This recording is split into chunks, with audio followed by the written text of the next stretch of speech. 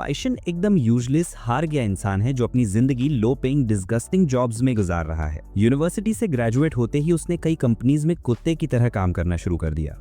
अब तक उसने हर तरह के हॉरिबल बॉस देख लिए हैं और वर्कप्लेस की रूथलेस पॉलिटिक्स का अनुभव किया है, जैसे आप जैसे अनएम्प्लॉयड या अनएजुकेटेड लोग शायद कभी समझ ही नहीं पाएंगे।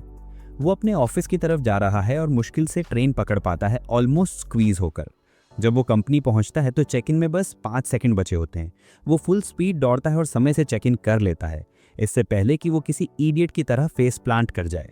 क्लॉक में दोपहर का समय हो गया है और कियान के सामने एक चैलेंज है जिसे वो रोज हैंडल करता है, यानी लंच में क्या ऑर्डर करे। उसकी फाइनेंशियल स्ट्रगल उसे अवेलेबल डिस्काउंट देखकर काफ़ी गुस्सा दिलाती है और वो सबसे चीप ऑप्शन चूज कर लेता है। लंच करने के बाद वो गेमिंग शुरू कर देता है क्योंकि लंच ब्रेक में अभी कुछ एक्स्ट्रा टाइम बाकी है। जैसे ही उसे अपने डिस्गस्टिंग बॉस का रिफ्लेक्शन अपने कॉफ़ी कप पर दिखाई देता है, उसकी सारी खुशी वैनिश हो जाती है। वो तुरंत अपने ऑफिस टैब बदल देता है, जैसे हम PG-18 कंटेंट को हाइड कर देते हैं पेरेंट्स दिखाई दे तो। कंप्यूटर स्क्रीन पर कोई रैंडम मीम दिखाई देता है। बॉस एक पल के लिए मॉन्स्टर की तरह उसके ऊपर होवर करता है और फिर काम करते हुए दूर चला जाता है। कियान तुरंत गेमिंग टैब पर वापस चला जाता है, लेकिन बॉस फिर से आता है। वो फिर से वर्क टैब पर चला जाता है और बॉस के जाने के बाद वापस गेमिंग में। वे ब्रेक खत्म होने तक ये मिनी गेम खेलते रहते हैं और कियान थककर अपनी डेस्क पर फ्लॉप हो जाता है। फाइनली जब शाम के 6 बजते हैं, वो ऑफिस से भागने की कोशिश करता है। अपने बैकपैक को सुपर हीरो की तरह उठाता है, मानो किसी को मॉन्स्टर से बचाने जा रहा हो। लेकिन तभी उसका फैट बॉस सामने आ जाता है और उसे रियलिटी फेस करनी पड़ती है। बॉस पूछता है, क्या तुमने प्रेजेंटेशन स्लाइड्स पूरी कर ली? और कियान पूछता है, व्हाई टुडे? डेडलाइन तो वेंसडे है। बूढ़ा आदमी पलटकर पूछता है, तो पहले क्यों नहीं कर सकते? और कियान एक स्टबर्न सिग्मा बन जाता है। यहाँ दिखाऊं बेयर चेस्ट सिग्मा मीम, जो उसके कंप्लीट ऑपोजिट है और जिंदगी में पहली बार अपने बॉस से बोलता है। स्पिक्स फैमिली को आनिया की स्माइल वाला मीम दिखाओ जब कियान मुस्कुराता है। पूरा ऑफिस शॉक्ड पिकाचू फेस में बदल जाता है मीम दिखाओ, जबकि कियान बॉस की बात पर क्लैप करता रहता है। फैट डायनासोर उसे जॉब से थ्रेटन करता है, लेकिन कियान केयर फ्री निकल जाता है। वापस आते हुए वो एक गॉर्जियस लड़की को विंक करता है और पूरा ऑफिस उसके लिए पागल हो जाता है। लेकिन ऑब्वियसली ये सब उसका हेलुसिनेशन था। असली रूप में वो हम्बल ओमेगा है जो अपने सराउंडिंग्स के साथ जेंटल रहता है। वो बॉस के ऑर्डर्स फॉलो करता है और वेट कैट की तरह अपनी चेयर पर वापस बैठ जाता है। एवरीवन लीव करने के बाद भी वो काम करता रहता है। लगभग 2 घंटे बाद उसे अपने फ्रेंड का सस्पिशियस लिंक मिलता है जिसमें लिखा होता है, बड़ा करो या घर जाओ। फोन गलती से उसके हाथ से स्लिप होकर डेस्क के पास ट्रैश बिन में गिर जाता है। फोन की स्क्रीन चमकती है और अचानक एक मिस्टीरियस वॉइस कहती है, फॉर्च्यून चेंजिंग सिस्टम जल्दी एक्टिवेट होगा। सडनली गोल्डन पेपर्स की एक वेव निकलती है जो कियान को एनगल्फ कर लेती है और ट्रैश बिन में पुश कर देती है, जैसे कि ट्रैश बिन ही पोर्टल हो। जब कियान अपनी आईज ओपन करता है तो उसका यूनिवर्सिटी फ्रेंड उसे वेलकम करता है। फ्रेंड्स कमरे से बाहर जाते हैं और कियान को पता चलता है कि वो समहाउ वापस अपने यूनिवर्सिटी के फर्स्ट ईयर में आ गया है। वो अपनी टाइमलाइन रिस्टोर करने का प्लान सोचते हुए अचानक गिर पड़ता है, लेकिन रियलाइज करता है कि ये अपॉर्चुनिटी उसे अपनी कॉर्पोरेट स्लेवरी लाइफ बदलने का चांस देती है। तभी सामने एक वर्चुअल स्क्रीन आती है और बताती है कि फॉर्च्यून चेंजिंग सिस्टम होस्ट से लिंक हो रहा है।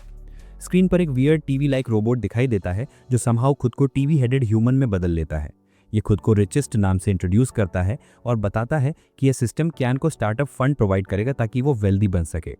पैसे का आइडिया सुनते ही कियान की आंखें चमकने लगती हैं और वेल्दी बनने के सोच से वो डेलुलू ओशन में फ्लोट करने लगता है। लेकिन बॉट पहले उसे कन्वर्जन रूल्स पढ़ने को कहता है और उसकी क्रूअल रियलिटी रिवील करता है। बताता है कि सिस्टम अपने होस्ट को फिक्स्ड इंटरवल्स पर फिक्स्ड अमाउंट देगा, जिसे केवल कंपनी के नॉर्मल ऑपरेशंस में ही यूज किया जा सकता है। एक फिक्स टाइम बाद फंड का प्रॉफिट लॉस होस्ट की पर्सनल एसेट्स में कन्वर्ट होगा, जिसे वो फ्रीली यूज कर सकता है। होस्ट खुद पेमेंट से मोटिवेट नहीं कर सकता। करंटली कियान के पास 50,000 युआन का स्टार्टअप फंड है। वो सोचते हुए कि जल्दी ही वेल्दी बन जाएगा ओवरथिंक करता है। Richest random profit loss conversion rate generate करता है। लॉस रेट 101.1 और प्रॉफिट रेट 1.1 आती है, मतलब लॉस निकालना कियान के पर्सनल बेनिफिट के लिए ज्यादा प्रॉफिटेबल है। वो रिजल्ट्स पर जोकर की तरह डांस करता है क्योंकि लूजिंग मनी उससे अर्न करने से ज्यादा ईजी है। वो सोचता है कि स्टार्टअप फंड से वो क्या क्या कर सकता है और रिचेस्ट उसे रिस्ट्रिक्टिव रूल्स की लंबी लिस्ट देता है। उसे रियलाइज होता है कि चीटिंग से बचना इम्पॉसिबल है और उसे सच में एक कंपनी फाइंड करनी होगी जो लॉस में हो। इस नई टाइमलाइन में फास्ट टेक्नोलॉजी के साथ थोड़ा रिसर्च करने के बाद वो डिसाइड करता है कि वो एक टेरेबल गेमिंग कंपनी बनाएगा, क्योंकि इस इंडस्ट्री में पैसा कमाना हार्ड है और वो ऑलरेडी गेम डेवलपर है, तो बिना प्रॉफिट के कंपनी चला सकता है। अब वो सोचता है वर्स्ट नेम और रिचेस्ट से कंपनी रजिस्टर कराता है।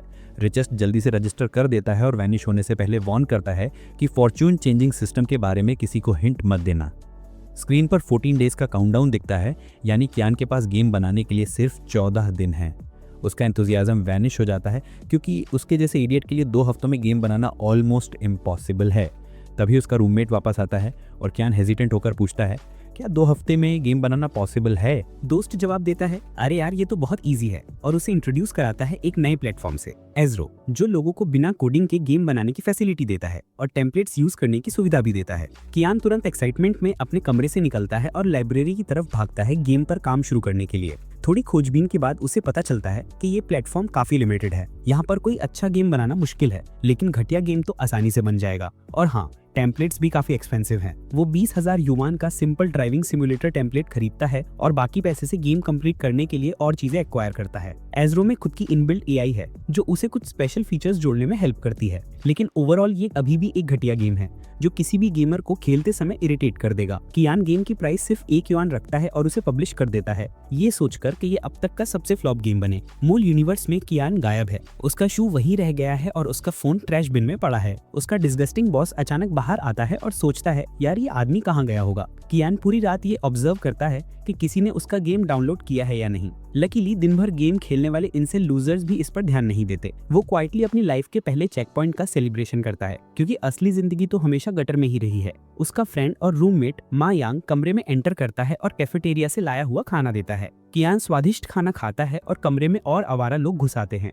जिससे पूरा रूम बदबूदार, स्लीप डिप्राइव्ड और पसीने से तरबतर लोगों का हैंगआउट बन जाता है। वो सब डिसाइड करते हैं कि खेल खेलेंगे और कियान को भी इनवाइट करते हैं, लेकिन हमारा अल्फा एज़लॉट मना कर देता है क्योंकि उसका माइंड क्लाउड्स में है और इन दिन सिर्फ पैसे कमाने की सोच में बिजी है। मायांग जल्दी से अपना खाना फिनिश करता है और आसपास के स्टूडेंट्स को भी लॉग इन करने के लिए कहता है। बदबूदार बच्चे अपनी सीट्स पर बैठते हैं और खेल खेलना शुरू कर देते हैं। मायांग बिना किसी वेस्ट के जल्दी से खाना खत्म करता है, बिल्कुल उस लड़की की तरह जो अपने गेमर बॉयफ्रेंड को इम्प्रेस करने के लिए पहली बार गेम खेल रही हो। रूम में मौजूद हर कोई गेम में ऐसे मग्न है जैसे उनका रेंट पेंडिंग हो। मायांग बुरी तरह हार जाता है और सब उसे बिगनर समझकर हंसते हैं। कियान उनके नॉइज से स्लाइटली अनॉयड होता है, लेकिन जवाब में सिर्फ नो कहता है, आईज बंद कर लेता है और ओल्ड मेमोरीज में खो जाता है। वो इस नॉइज से इसलिए चूक गया था क्योंकि अपनी ओजी लाइफ में ग्रेजुएशन के बाद वो डिप्रेशन में चला गया था। हालांकि उसने वो सारे गेम्स खरीद लिए थे जो वो पहले अफोर्ड नहीं कर सकता था। उसके पास गेम्स पर स्पेंड करने के लिए नीदर टाइम था ना एनर्जी, क्योंकि वो बस खुद को इसेकाई करके इस घटिया कॉर्पोरेट लाइफ से बाहर निकलना चाहता था। लेकिन अब सब बदल चुका है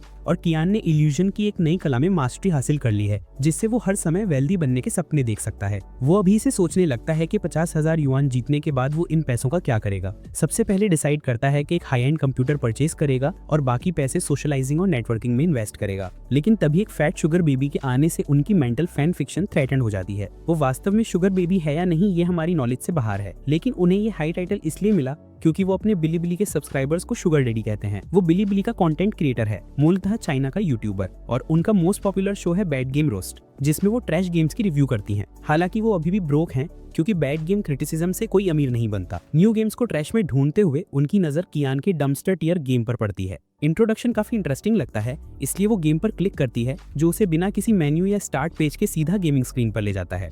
इनिशियली ये थोड़ा मजेदार लगता है, लेकिन एंटरटेनमेंट सिर्फ कुछ मिनट्स का होता है और वो रैंडम रीजन से मरने लगता है। लेकिन उसकी माँ ने कभी हार मानने वाला कोई नहीं पाला, इसलिए वो घंटों खेलता रहता है, बार बार मरता रहता है। गेम उसे इतना फ्रस्ट्रेट करता है कि वो क्रिएटर को चोक करने वाला मीम अप्लाई करना चाहता है, लेकिन ये स्ट्रेंजली एडिक्टिव भी है। कुछ आवर्स की नॉनसेंस के बाद फाइनली वो हार मानने का डिसाइड करता है, लेकिन स्क्रीन पर एक नोट दिखाई देता है जो उसे कंटिन्यू करने के लिए मोटिवेट करता है और अंत में मिलने वाले रिवॉर्ड का लालच देता है। वो फिर से गेम में डाइव करता है और इस बार पूरी तरह एब्जॉर्ब्ड हो जाता है। इस मीनिंगलेस गेम को खेलते हुए ह्यूमन एग्जिस्टेंशियल क्राइसिस का अनुभव करने लगता है। अपनी लाइफ के 8 घंटे वेस्ट करने के बाद अंततः उसकी जीत होती है। जब लगता है कि फाइनली रिवॉर्ड मिलेगा, तभी स्क्रीन दिखाती है कि उसने उस ट्रैश गेम में आवर्स बर्बाद किए हैं जिसका कोई मतलब नहीं है। फैट यूट्यूबर सोचता है 20th फ्लोर से जमीन पर जंप करने के बारे में, क्योंकि उसने किसी ट्रैश स्कैम के लिए इतनी मेहनत तो नहीं की थी। 2.3 डेज बाद जब चियान अपनी क्लास में बैठा होता है तो वो रिचेस्ट पर्सन को अपने करंट स्टेट्स चेक करने बुलाता है। उसे अंदाजा है कि गेम कई बार डाउनलोड हुआ, लेकिन लगता है कि इससे कुछ नहीं बदलेगा। वो अपने वंडरलैंड में लॉस्ट है जब रिचेस्ट पर्सन बताता है कि एज़रो वीकली पेमेंट्स करता है, इसलिए स्टैट्स अभी कंप्लीट अपडेट नहीं हुए हैं। तभी वो 2 क्लासमेट्स को डिस्कस करते हुए सुनता है एक अनोइंग गेम के बारे में जो रिसेंटली किसी यूट्यूबर की वजह से वायरल हुआ। डिस्क्रिप्शन ऑडली फेमिलियर लगती है और चियन एंग्शियस हो जाता है कि कहीं वो उसके डम्पस्टर टेयर गेम के बारे में तो बात नहीं कर रहे, जिसे उसने सोचा था कि ज्यादा से ज्यादा 10 डाउनलोड्स ही होंगे। वो क्लास से बुलेट ट्रेन की तरह भागता है, लड़कों को बुलेट ट्रेन दिखाता है, अपने रूम की तरफ दौड़ता है और लैपटॉप खोलकर गेम का स्टेटस चेक करता है। अब तक इसे 8000 बार डाउनलोड किया जा चुका है और नेक्स्ट डेडलाइन तक उसके पास सिर्फ 10 दिन बचे हैं। वो कमेंट्स चेक करते हैं कि मिस्टर चियाओ, जो वही शुगर बेबी कंटेंट क्रिएटर हैं, उनके जरिए गेम का इंट्रोडक्शन देख रहे हैं। मजे की बात यह है कि मायांग वही वीडियो देख रहा है जिससे ये गेम वायरल हुआ था। चियाओ मायांग के लैपटॉप के पास जाकर वीडियो देखते हैं। मिस्टर चियाओ एक्सप्लेन करते हैं कि कैसे उसने ट्रैश गेम कंप्लीट करने में 8 घंटे लगाए और इसे हिस्ट्री का सबसे वर्स्ट ड्राइविंग गेम बताता है।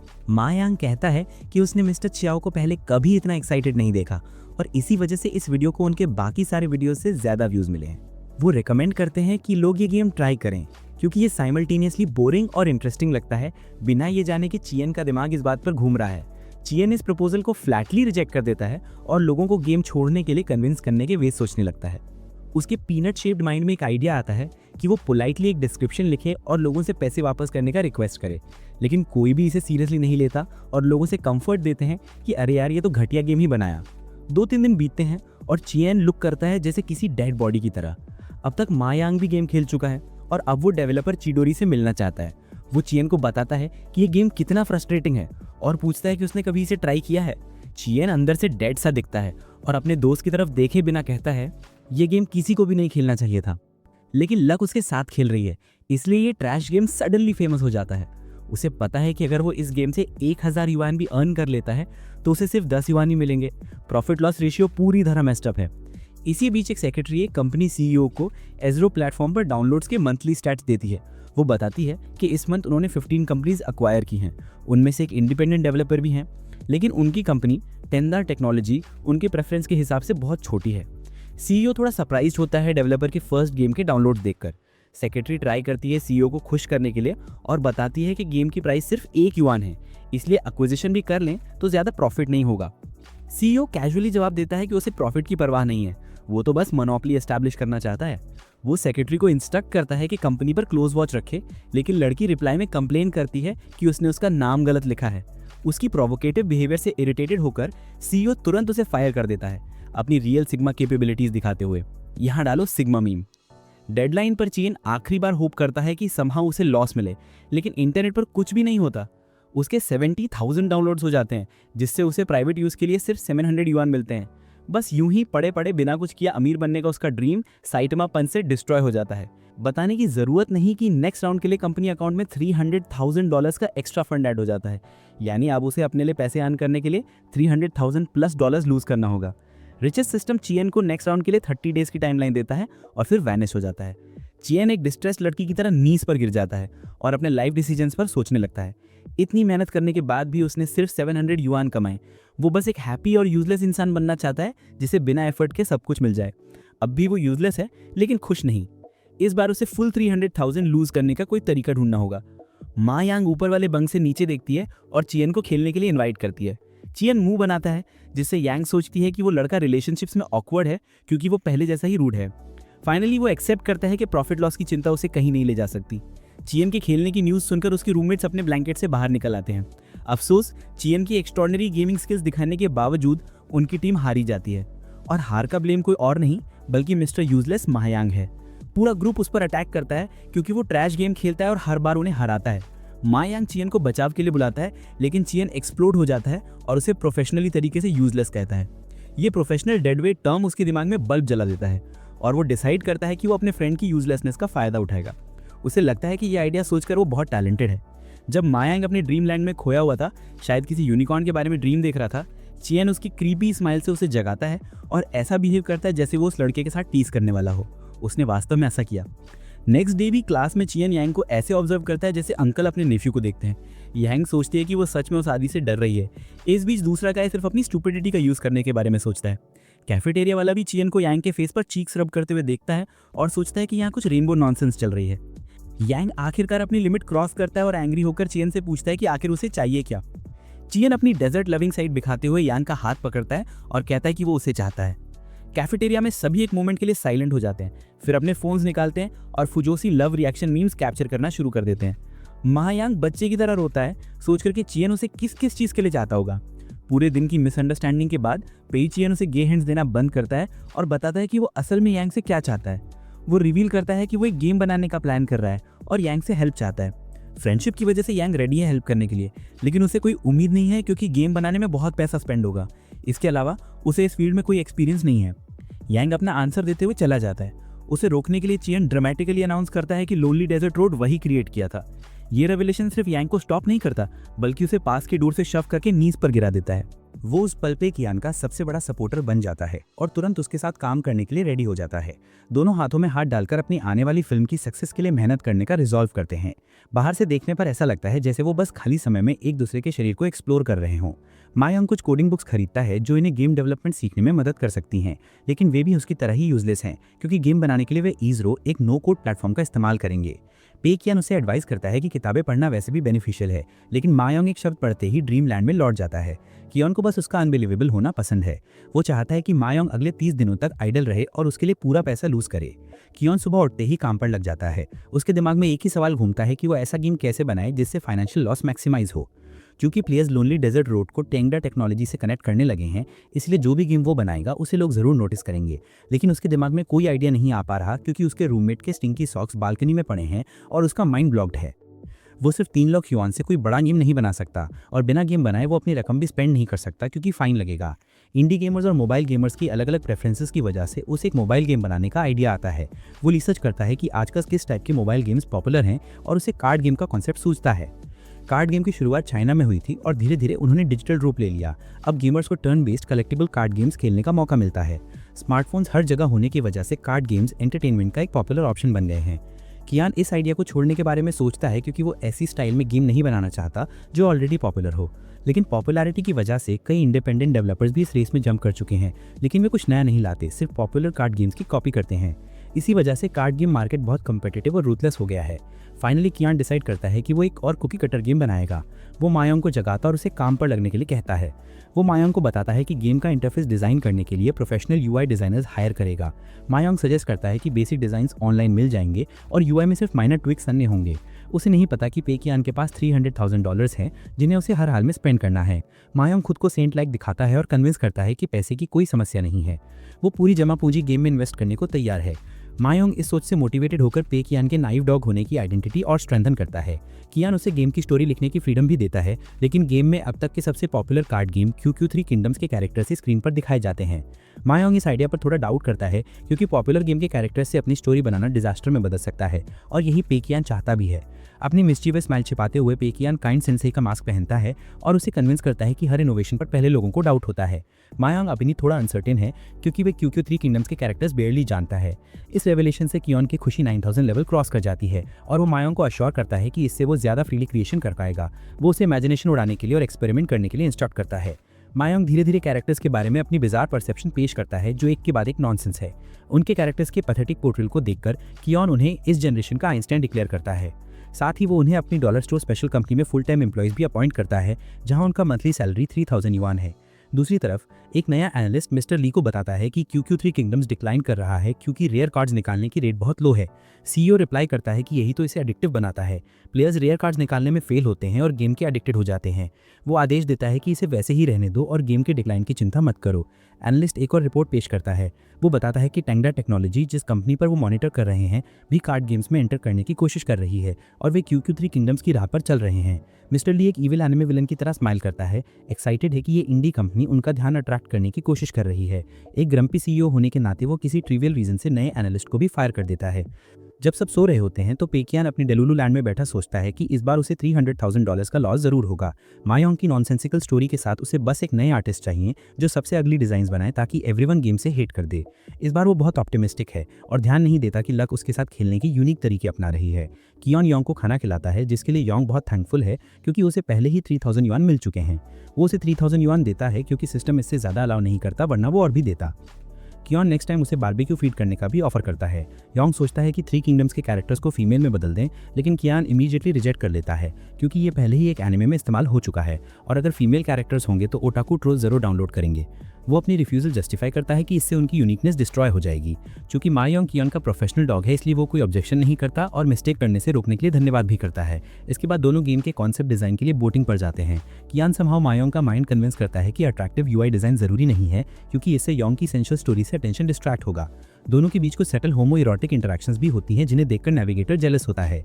कियान योंग को समझाता है कि वे किसी फेमस आर्टिस्ट को हायर नहीं कर सकते, क्योंकि वो चाहता है कि प्लेयर्स आर्टिस्ट की नहीं बल्कि गेम की एक्सेलेंस के लिए कंपनी को नोटिस करें। उनकी अग्रेसिव बकबक की वजह से नाव लिटरली डगमगा जाती है और इस केओस में दोनों और भी मिस्चीवियस हो जाते हैं, जिससे नाव चलाने वाली की ब्लड प्रेशर एक्सप्लोड होने वाली सिचुएशन बन जाती है और सफेद शर्ट वाले ब्लैक गाय का शॉक मीम बन जाता है।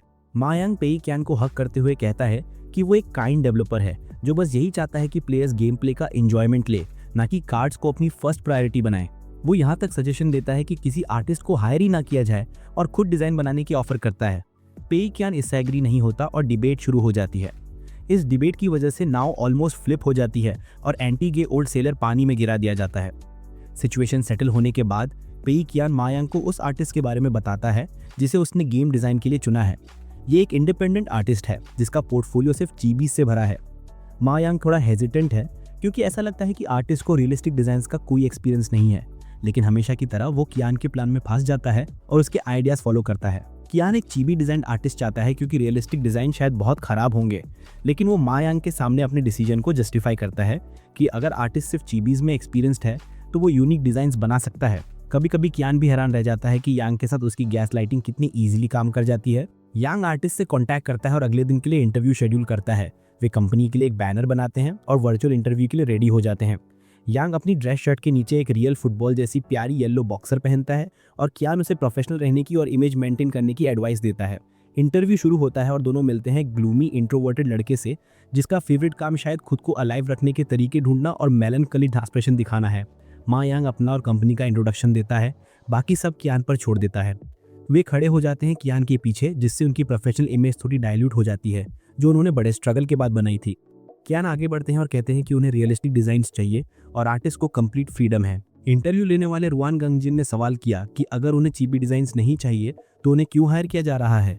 कियान एक्स फैक्टर जज की तरह बनकर कहता है कि इसमें पोटेंशियल है। गंगजिन कहते हैं कि वो एक सेट के लिए पूके येन लेंगे और मा यांग इस ऑफर पर इरिटेट हो जाता है और उन्हें ग्रीडी डिक्लेयर करता है। दूसरी तरफ कियान एक बिजनेस टाइकून की तरह बिहेव करता है जिसे फोर्ब्स ने अभी अभी बिलियनियर डिक्लेयर किया है। वो कहता है कि $2000 बहुत कम है। वो आगे कहता है कि उसे आर्ट डिजाइन चाहिए जो ऑर्डिनरी से हटके हो, इसलिए वो ज्यादा पे करने को रेडी है। वो ऑफर बढ़ाकर 3500 येन करता है, जिसे गंगजिन और मा यांग की आंखें फटी की फटी रह जाती हैं। गंगजिन 3500 येन पर सेटल करता है और रिचेस्ट कियान के शोल्डर पर आकर उसे वार्न करता है कि अननेसेसरली प्राइस इंक्रीज ना करे, गन पॉइंट पर प्रेशर डालता है। इसलिए कियान के पास प्राइस एडजस्टमेंट कॉस्ट ऐड करने के अलावा कोई ऑप्शन नहीं बचता। इसके बाद रिचेस्ट वैनिश हो जाता है और कियान डीप ब्रेथ लेता है। वो खुद को मास्टरमाइंड समझकर रिचेस्ट को फूल कर देता है क्योंकि शुरुआत से ही कोई रिवीजन नहीं चाहता था। गंगजिन जो भी फेक डिजाइन लाएगा वही काम करेगा। इंटरव्यू के एंड में गंगजिन रेफरेंस मांगता है ताकि उसे आइडिया हो कि कंपनी क्या एक्सपेक्ट कर रही है, लेकिन कियान उसे फ्रीली ड्रॉ करने के लिए कहता है। वो उसकी फ्लैटरी भी करता है और कहता है कि उसे आर्टिस्ट की चॉइस और प्रोफेशनल स्टाइल पर फुल ट्रस्ट है, जिससे इंट्रोवर्टेड फील बॉय इमोशनल होकर रोने लगता है। उसने कभी सोचा भी नहीं था कि एक दिन उसे अपने काम के लिए इतनी हाई प्राइस मिलेगी। ये मोमेंट उसे इस ग्लूमी सैड बॉय वाले ड्रामे को एंड करने के लिए और काम पर फोकस करने के लिए मोटिवेट करता है। दूसरी तरफ कियान यांग को आर्ट डिजाइन सुपरवाइज करने के लिए अपॉइंट करता है क्योंकि वो गेम प्ले पर बिजी रहेगा। यांग जो अब तक कियान के एक्सप्लॉयटेशन से अनअवेयर था, खुशी खुशी ऑर्डर्स एक्सेप्ट कर लेता है और प्रॉमिस करता है कि वो बेस्ट एफर्ट देगा। मीनवाइल कियान इंटरनली कॉन्ग्रेचुलेट करता है खुद को कि उसने इनक्रेडिबल यांग को इनकॉम्पिटेंट गंगजिन की सुपरविजन हैंडल करने के लिए प्लान किया। लेकिन वो सिर्फ आर्ट स्टाइल पर ही डिपेंड नहीं रह सकता अगर गेम फेल होना है तो। वो प्राइस इंक्रीज करने के बारे में सोचता है ताकि अनएम्प्लॉयड आइडल लोग जिनके पास कुछ करने को नहीं है उसका गेम परचेज ना कर सकें। उसके दिमाग में उसके दो अल्टर ईगोस प्रकट होते हैं जो एडवाइस देते हैं जैसे चलते फिरते स्नैक्स हों, जबकि वो खुद असली रूप में एक शैडी थग लगता है। कार्ड प्लेइंग लवर्स को गेम ना खेलने का साइकोलॉजिकल फियर देने के लिए वो उन्हें लाइफ टाइम सब्सक्रिप्शन के साथ अनलिमिटेड पुल्स ऑफर करने का प्लान करता है, जिससे गेम बोरिंग हो जाएगा क्योंकि कार्ड प्लेइंग एंजॉयमेंट का मेन रीजन ही उनकी गैम्बलिंग टेंडेंसी है। वो खुद को टैलेंटेड मानकर अपनी पीठ थपथपाता है। नेक्स्ट स्टेप प्रैक्टिकल है गेम डिजाइन करना। उसे एक फेल प्रोजेक्ट मिलता है जो QQ3 किंगडम्स के कोर प्रिंसिपल्स की कॉपी करता है। वो तुरंत टेम्पलेट खरीद लेता है और उसे यूज करता है। इसमें अब तक के सबसे अगली विजुअल्स और इफेक्ट्स हैं, लेकिन यही कियान की खोज थी।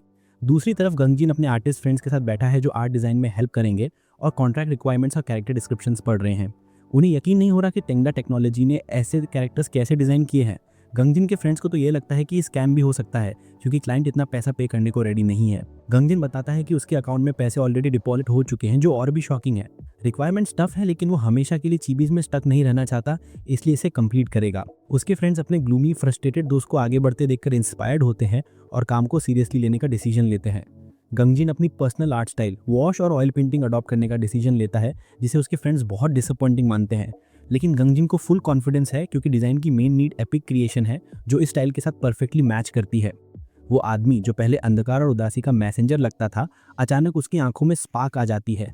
वो और उसके दोस्तों ने कई दिनों तक नॉनस्टॉप मेहनत की और समय सीमा से एक दिन पहले ही सभी डिज़ाइन सबमिट कर देते हैं। जब मा यांग को डिज़ाइन मिलता है तो वो चैन से रिव्यू करने के लिए कहता है, लेकिन चैन डीप स्लीप में होता है तो वो मा यांग को डिस्टर्ब नहीं करता और खुद ही रिव्यू स्किप कर देता है। नाम के लिए चैन मा यांग से कहता है कि इसे फैंटम जनरल नाम दे। मिस्टर अनरिलायबल गेम लॉन्च दिन से पहले ही पूरा हो जाता है और सारे बग्स फिक्स कर दिए जाते हैं। लॉन्च का समय आता है और चैन सजेस्ट करता है कि डिस्क्रिप्शन सिंपल रखें कि ये बस एक नॉर्मल कार्ड गेम है। मा यांग जो हमेशा से थोड़ा क्लूलेस रहा है, सोचता है कि वो रिवर्स मार्केटिंग स्ट्रैटेजी अडॉप्ट कर रहा है, मानो चैन गेम की मार्केटिंग पर एक पैसा भी खर्च नहीं करेगा। लेकिन उसका ईगो लिटरली धूल में मिल जाता है। उसने गंगजिन को इसलिए हायर किया था क्योंकि उसे लगता था कि वो एक सैड टैलेंटलेस एक्सेंट्रिक है जिसमें अच्छा आर्ट बनाने की इच्छा नहीं है, लेकिन अब उसने उसे पूरी तरह से बीट कर दिया। चैन मनी मन हल्क बन जाता है, हर सामने आने वाली चीज़ को डिस्ट्रॉय करना चाहता है। वो चाहते हुए हल्क को चीज़ें क्रश करते हुए विजुलाइज करता है, लेकिन मा यांग सोचता है कि ये गुस्सा इसलिए है क्योंकि चैन ने गंगजिन को कम पैसे दिए, जबकि असल में चैन सिर्फ अपनी मनी और गंगजिन की लाइफ सिक्योर करना चाहता है।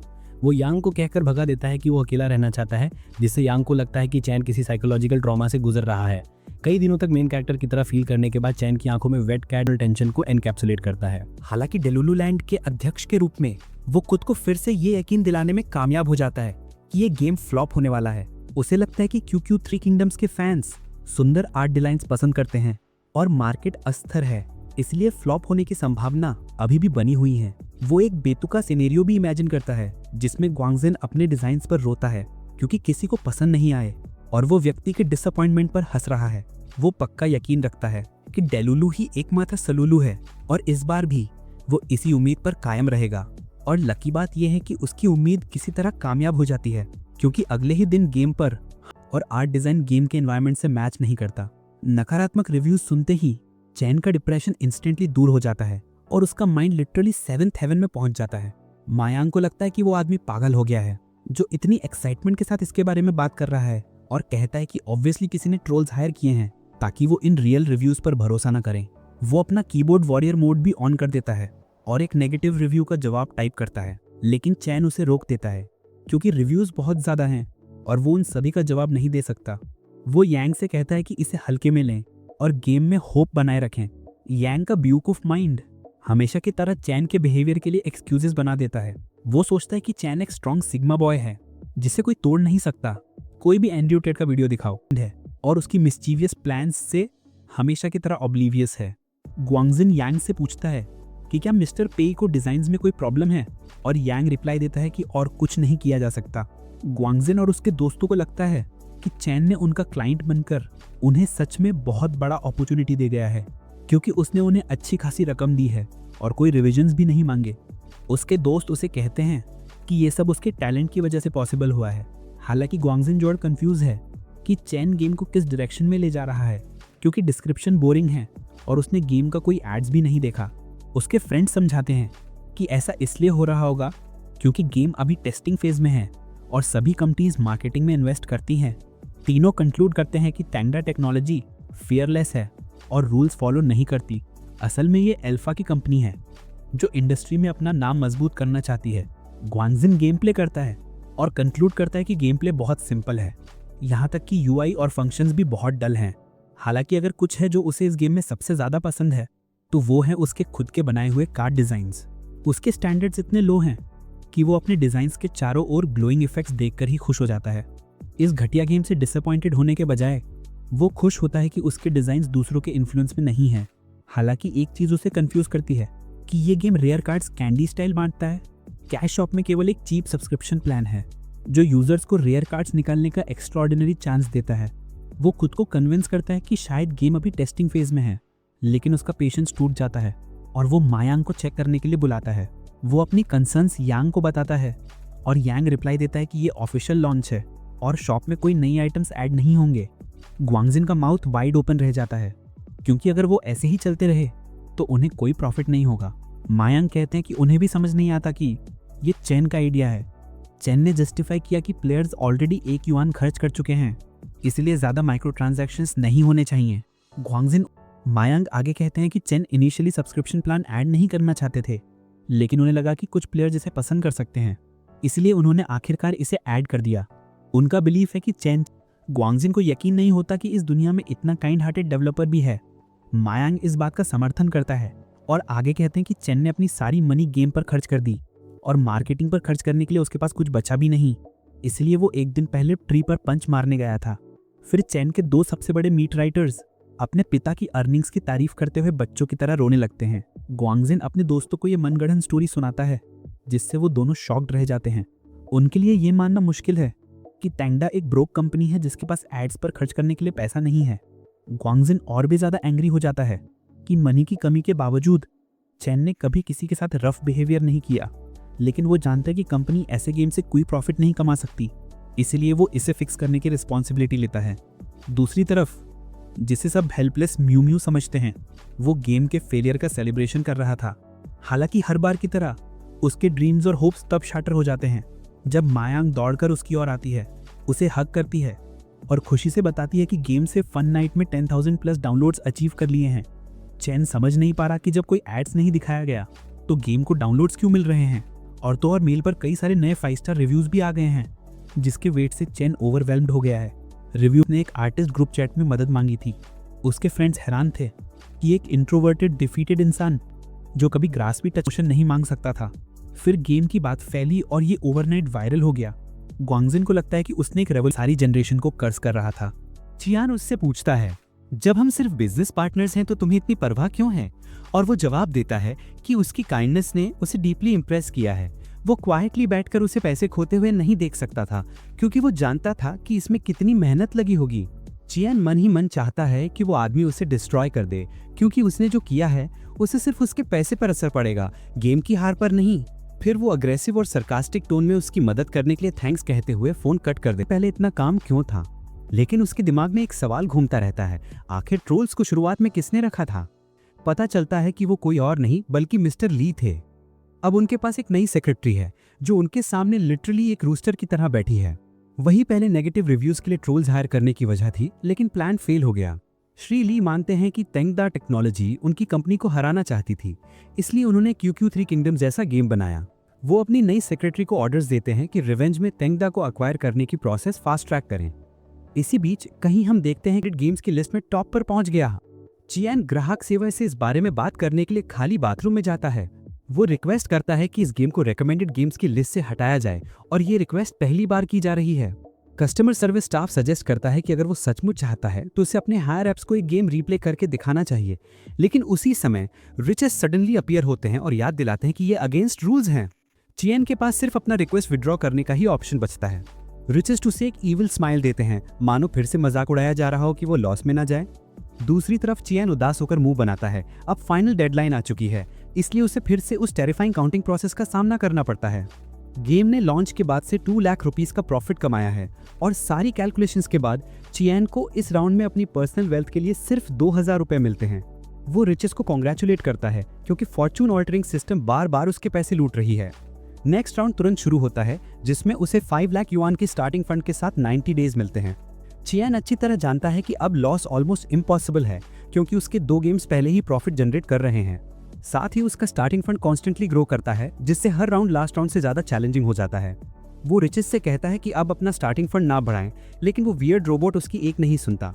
चियान सिर झुकाकर वहां से निकल जाता है, सोचते हुए कि क्या उसे ट्रेन में सोना चाहिए या नहीं।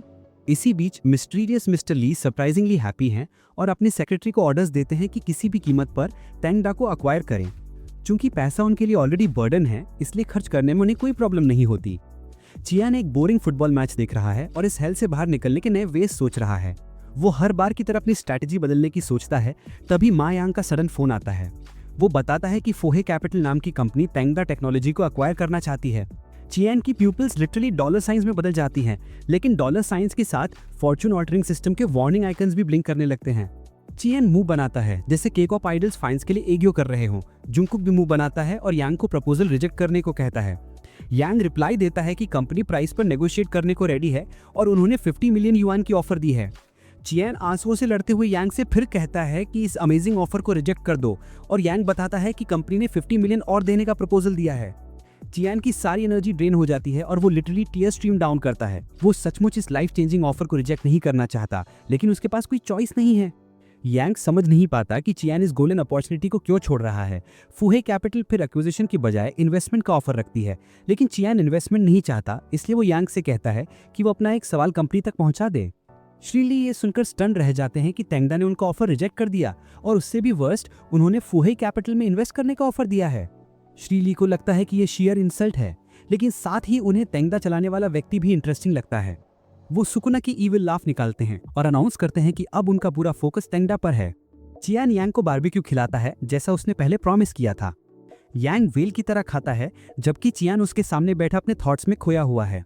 वो पूछता है कि उसे क्या प्रॉब्लम है, क्योंकि अब तक उसने काफी अर्निंग्स कर ली होंगी। वो दोनों गेम्स की टोटल अर्निंग एस्टिमेट करता है जो लगभग 6 मिलियन युआन होती है। सेलिब्रेशन में वो खाने का खर्च उठाने की पेशकश करता है। चियान मन ही मन खुद को पंच करता है क्योंकि जाहिर है यांग को ही पेमेंट करना होगा, आखिरकार वो अपने बॉस से ज्यादा अर्न कर रहा है। हालांकि जब बिल आता है यांग अपने प्राइड वाले वर्ड्स वापस लेता है और खाने के पैसे वापस मांगता है। पैसे की बात चियान के दिमाग में इको करती है और वो तुरंत वहां से निकल पड़ता है। वो एक डेजर्टेड एली ढूंढता है और रिचेस को बुलाता है जो नूडल्स चटकारे लेते हुए दिखते हैं। वो यांग से पूछता है कि क्या वो उस मील को कंपनी टीम बिल्डिंग एक्सरसाइज के तौर पर रिकॉर्ड कर सकता है। उसका रिक्वेस्ट एक्सेप्ट हो जाता है और जवाब में वो अपने डेली एक्सपेंस मैनेजमेंट सिस्टम से एक और रिक्वेस्ट करता है जिसे इंस्टेंटली रिजेक्ट कर दिया जाता है। वो यांग के पास लौटता है और उसे पेमेंट कंफर्म होने की बात बताता है। दोनों अपना फोकस न्यूज पर रखते हैं जहां पर नई टेक्नोलॉजी के बारे में डिस्कशन हो रही है। यांग कहता है कि काश एक दिन हम भी एक बड़ा और कॉम्प्लेक्स गेम बना पाते क्योंकि टेक्नोलॉजी इतनी फास्ट एडवांस हो रही है। लेकिन वो सोचता है क्या सिर्फ ये दोनों ही ऐसा कर सकते हैं। चियन के दिमाग में कंपनी की एक्सपेंशन का आइडिया आता है। ये उसके लिए एक सॉलिड स्ट्रैटेजी है क्योंकि उसे नए लोगों को हायर करना होगा और दूसरी चीज़ों पर काफ़ी पैसा स्पेंड करना पड़ेगा। लेकिन प्रॉब्लम ये है कि ये उसके कंफर्ट जोन से बाहर है क्योंकि उसे कंपनी चलाने का कोई आइडिया नहीं है। मा यांग भी इस पूरे सिनेरियो में कंफ्यूज्ड है, इसलिए वो डिसाइड करते हैं कि उन्हें किसी ऐसे इंसान की तलाश करनी होगी जो ऑर्गेनाइजेशन को मैनेज करना जानता हो। चूंकि अगले दिन दोपहर में कोई क्लास नहीं है, वे डिसाइड करते हैं कि इसी समय इस पोजीशन के लिए लोगों की तलाश करेंगे। इसी बीच हम देखते हैं फायरी स्काई नाम का कंपनी का क्रिएटर अपने एम्प्लॉइज की तलाश कर रहा है ताकि कंपनी के एक्सपेंसेस कम किए जा सकें। वो एक एम्प्लॉय सिलेक्ट करता है जो रुके और लिस्ट में शामिल सारे लोगों को नौकरी से निकालने का फैसला करता है। जैसे ही वह किसी को अपनी डिसीजन बताता है, पिंक हेड विलन लिन मान कमरे में एंटर होती है और अपना रेजिग्नेशन देती है। वो कहती है कि ये कंपनी उसके लिए नहीं है और वो यहाँ अपने सपनों का पीछा नहीं कर सकती। जैसे ही वो रूम छोड़ती है, क्रिएटर सेलिब्रेट करता है और मिस्टर लिन नाम के किसी इंसान को बुलाकर बताता है कि उसने उसे दिया गया काम पूरा कर दिया है। वो अश्योर करता है कि अब वो अपनी गेम मेकिंग ड्रीम्स छोड़ सकती है और फैमिली बिजनेस संभाल सकती है। अगले दिन ये बेवकूफ जोड़ी किसी को हायर करने के लिए कंपनी में जाती है, लेकिन जिस तरीके से वे खुद को प्रेजेंट करते हैं, कोई भी यही समझे कि वे स्ट्रीट से मिनिमम वेज वाली जॉब के लिए भीख मांगने आए हैं। वे अनाउंस करते हैं कि वे किसी को नौकरी पर रखने आए हैं और मैनेजर या वो अगली और इंटिमिडेटिंग पर्पल हेड आदमी उन्हें एडवाइस देता है कि अगर वे कोई बिजनेस स्टार्ट करना चाहते हैं तो यूनिवर्सिटी स्टूडेंट्स के पास जांच करे। चियन कहता है कि उसे अर्जेंटली एक असिस्टेंट चाहिए जो कंपनी की मैनेजमेंट में मदद कर सके और वो दूसरी कंपनी की स्क्रीनिंग प्रोसेस से जेन्युइनली इंप्रेस्ड है। पर्पल हेड क्रीप मजाक करते हुए पूछता है कि क्या उसे पता है कि ये सर्विसेज फ्री में नहीं होती बल्कि पेड होती हैं। चियन रिप्लाई करता है कि वो अपने असिस्टेंट को 4 लाख युआन सैलरी देने को तैयार है, जिससे अगली और यांग दोनों ही अपने ड्रिंक स्पिट कर देते हैं। यांग उसे 2 बार थिंक करने के लिए चिल्लाता है, जबकि पर्पल हेड क्रीप फ्रूट लाकर गेस्ट्स को सर्व करता है। फाइनली वो आदमी अपना नाम लॉरेंस बताता है जो उसकी जैसे इंसान के लिए परफेक्ट लगता है। वो चेन से पूछता है कि उसे क्या चाहिए, एग्जीक्यूटिव सेक्रेटरी या एग्जीक्यूटिव ऑफिसर। चेन कंफ्यूज्ड होता है कि ये दोनों टर्म्स अलग हैं या नहीं। लॉरेंस समझाता है कि पहले वाला माइनर केसेस हैंडल करता है जबकि बाद वाला कंपनी के डिसीजंस में हेल्प करता है। चेन तुरंत रिप्लाई करता है कि उसे एग्जीक्यूटिव सेक्रेटरी चाहिए क्योंकि अगर कोई और उसके लिए डिसीजन ले तो कंपनी सक्सीड हो सकती है। लॉरेंस एक मेल सेक्रेटरी सजेस्ट करता है, लेकिन चियन तुरंत क्लियर कर देता है कि उसे सिर्फ फीमेल सेक्रेटरी चाहिए। शुरू में वो उसके आसपास रहकर उसका मूड बूस्ट करेगी।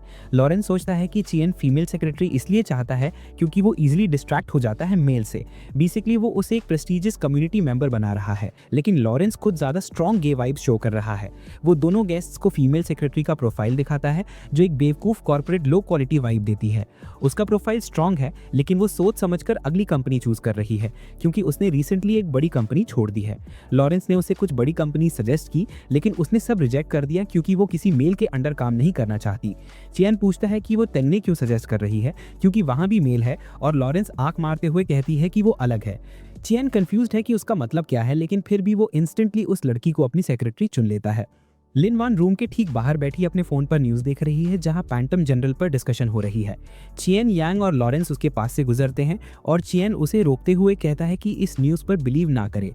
वो कहता है कि पैंटम जनरल एक टेरेबल और बोरिंग गेम है। लिन वान उसके वर्ड से गुस्सा होती है और कहती है कि उसे गेम के बारे में ऐसा बोलने का कोई राइट नहीं है, क्योंकि इसका मेन गोल पैसे कमाना नहीं बल्कि इनोवेशन लाना है और मार्केट में शेकअप करना है। वो मुंह बनाकर बैठ जाती है और चियन रिप्लाई करता है कि गेम में इतना कुछ सोचा ही नहीं गया था। वो पूछती है कि उसे ये कैसे पता, और चियन बस ऑकवर्ड लाफ करते हुए चला जाता है।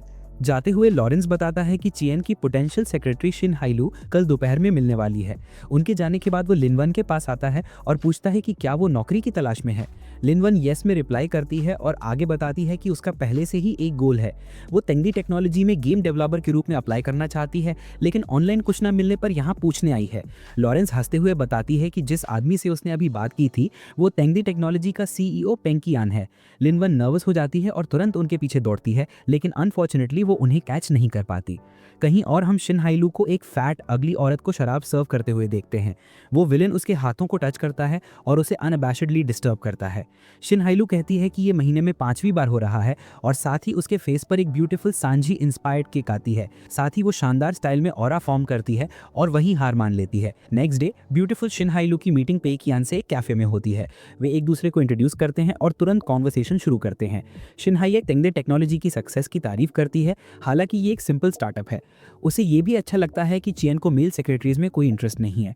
वो इनडायरेक्ट तरीके से उसे एफ इंसल्ट देती है, लेकिन वो इतना क्लूलेस है कि समझ ही नहीं पाता। फैंटम जनरल के कियोस्क के बाद शिन हाइलू फाइनली अपने स्किल्स के बारे में थोड़ी बात करती है और ये एक्सप्रेस करती है कि वो पेई कियान के साथ काम करना चाहती है। कियान हर बात से इम्प्रेस्ड है, लेकिन वो एक कंडीशन साफ कर देता है, I only want your opinions when I ask for them, otherwise silence. Hailu को ये रिक्वेस्ट थोड़ा वियर्ड लगता है, लेकिन उसे समझ आ जाता है कि एक सेक्रेटरी होने के नाते उसे बॉस की डिमांड्स फॉलो करनी होंगी। दोनों हाथ मिलाते हैं और वो पूछती है कि मैं काम कब शुरू कर सकती हूँ। कियान कैजुअली रिप्लाई करता है, अभी मेरा कोई ऑफिस नहीं है, और दोनों सीधे किराए पर जगह ढूंढने निकल पड़ते हैं। वे शहर की सबसे एक्सपेंसिव बिल्डिंग में पहुंचते हैं, जहां एक फ्लोर खाली है। मैनेजर बताता है कि लोग यूजुअली उस फ्लोर का सिर्फ एक हिस्सा ऑफिस बनाने के लिए रेंट पर लेते हैं, लेकिन कियान कहता है, I want the entire floor, जिससे मैनेजर सडनली एक स्टबर्न सिग्मा अंकल से चमचमाते हुए बेवकूफ में बदल जाता है। रेंट 3,60,000 युआन पर मंथ है, और मैनेजर पूरी कोशिश करता है कि कियान को रेंट लेने के लिए कन्विंस करे, चाहे कितना भी महंगा क्यों ना हो। लेकिन उसे शॉक लगता है जब कियान कैजुअली रिप्लाई करता है, दिस इज टू चीप। वो एक्सप्लेन करता है कि लाइफ उसके लिए भी आसान नहीं है, इसीलिए कोई भी डिस्काउंट देने की कोशिश नहीं करनी चाहिए। क्योंकि फैंटम जनरल अभी भी पॉपुलर गेम है, उसे हाई एंड लोकेशन लेने में कोई दिक्कत नहीं है। फर्स्ट मंथ में 7 लाख युआन डिपॉजिट और रेंट देने होंगे। वे कॉन्टैक्ट कंप्लीट करते हैं और कियान नेक्स्ट स्टेप पर मूव करता है, ऑफिस की नीड्स की लिस्ट बनाना। शिन हाइलू अपनी केयरफुली बनाई लिस्ट उसे देती है, और हर बार की तरह कियान कहता है कि आइटम्स बहुत चीप है। ऑफिस का एनवायरनमेंट प्रोडक्टिविटी को बहुत अफेक्ट करता है, इसीलिए वो चाहता है कि उसके ऑफिस में सब कुछ टॉप टियर हो। वो सप्लाई के लिए 20 लाख युआन का बजट सजेस्ट करता है, और तुरंत ही रिचेस्ट सिस्टम से वार्निंग मिलता है। कियान इसे 20,50,000 युआन पर घटाता है, जो भी एक्सेप्टेबल नहीं है। इसीलिए वो कॉम्प्रोमाइज करके 8 लाख युआन पर सेटल करता है। हाइलू कहती है, ये ऑफिस सप्लाईज के लिए एक बड़ी राशि है, लेकिन ठीक है। फिर कियान अपनी मनचाही चीजें बताता रहता है, और वो चीजें धीरे धीरे सामने आने लगती हैं। कुछ ही समय में उसके पास high end work stations with advanced computers, एक सुंदर cafeteria, state of the art meeting rooms और एक कम्फी गेस्ट रूम तैयार हो जाता है। हाइलू कहती है कि उसने अभी तक खुद के लिए कोई जगह नहीं बनाई, और कियान उसे डेकोरेशन में पूरी फ्रीडम दे देता है। हाइलू उसके लिए एक बेडरूम यूनिट सेट करती है, इससे उसे ओवर टाइम या ओवरसीज वर्क के दौरान डॉम में वापस नहीं जाना पड़ेगा। हाइलू एक रिक्रूटमेंट पॉलिसी भी प्रिपेयर करती है, जो कि कियान के स्टैंडर्ड्स के हिसाब से काफी स्ट्रिक्ट है। स्ट्रिक्ट पॉलिसी केवल एलीट मेंबर्स को अट्रैक्ट करेगी, और वो रिस्क नहीं लेना चाहता कि कोई एवरेज डेवलपर उसके प्लान्स को रूइन कर दे। वो उसे कुछ पॉइंट्स छोड़ने के लिए कहता है, और हाइलू आर्ग्यू करती है कि अगर पॉलिसी बहुत सॉफ्ट होगी तो अच्छे डेवलपर्स हायर नहीं कर पाएंगे। ये सही है, क्योंकि ऐसे ऑर्डिनरी लोग जो गेम डेवलप नहीं कर सकते, उन्हें हायर करना रूल्स का वायलेशन होगा। कियान डिसाइड करता है कि रिक्रूटमेंट प्रोसेस, साथ ही सैलरीज और अन्य अरेंजमेंट सब हाइलू की रिस्पॉन्सिबिलिटी पर छोड़ देगा। वो ओबीडियंटली मान जाती है और पूछती है कि क्या उसे अपना अपीयरेंस बदलना चाहिए या नहीं। यूजुअली गेम डेवलपर्स को फैंसी क्लोथ्स की जरूरत नहीं है, लेकिन बिजनेस रिलेटेड मीटिंग्स में सूट पहनना जरूरी है। हाइलू पल भर में उसे ब्लैक फिटेड सूट में ट्रांसफॉर्म कर देती है। एक परफेक्ट के ड्रामा CEO वाइब्स आती है। वो ऐसा दिखता है जैसे अपने क्लूलेस और इनोसेंट एम्प्लॉय के लिए दिल से केयर करने वाला सीईओ हो और ड्रामेटिक बिजनेस प्रपोजल की तरफ हिलाता है। अब तक कियान ने बहुत पैसा खर्च किया है और आगे खर्च और बढ़ने वाला है। अब बस नए एम्प्लॉयज हायर करने हैं। अगर उसे और पैसा खर्च करना है तो सिर्फ मयांक का होना ही काफी नहीं है, उसे ब्रेन के बजाय स्टोन कोल्ड बर्डन चाहिए। उसे एक गेमिंग कैफे का लड़का याद आता है जिसके साथ मयांक कभी कभी खेलती है। वो कैफे में ड्रामेटिक एंट्रेंस मारता है जिससे सेक्रेटरी और कस्टमर्स शॉक्ड हो जाते हैं। सबकी आइज उस पर टिकी होती हैं और वो इतनी ग्रेसफुल तरीके से चलता है कि कोई अंदाजा नहीं लगा सकता कि उसके पास सिर्फ लगभग 1000 युआन है। वो पूछता है कि क्या बाउशु अंदर है और लड़की हाँ कहती है। ना सिर्फ लड़की इंप्रेस्ड होती है बल्कि उस हैंडसम आदमी को देखकर लड़के के अंदर भी बटरफ्लाइज उड़ने लगते हैं। पई कियान के कॉन्ट्रास्ट में बाउशु एक स्मेली टच हंग्री गेमर है जो पूरा दिन गेम्स खेलता रहता है। यूनिवर्सिटी में एवरीवन उसे जानता है क्योंकि कई सब्जेक्ट्स में लो ग्रेड्स की वजह से उसे ड्रॉप कर दिया गया था। बाद में उसने लेवल बूस्टर की तरह काम किया और अभी वो इंटरनेट कैफे में रहता है। कियान सोचता है कि एक प्रोफेशनल गेमर को हायर करना परफेक्ट होगा। प्लस वो गेम्स प्ले करने में अच्छा है लेकिन गेम डिजाइनिंग के बारे में कुछ नहीं जानता। मतलब कि कियान उसे गेम रूइन करने का काम दे सकता है। वो उसके पास जाता है और इंस्टेंटली उसे नौकरी का प्रपोजल बताता है। बाउशु उसे देखता है और समझ जाता है कि वो बस एक प्रेटेंडर है जो न्यू सूट में सीईओ का रोल प्ले कर रहा है।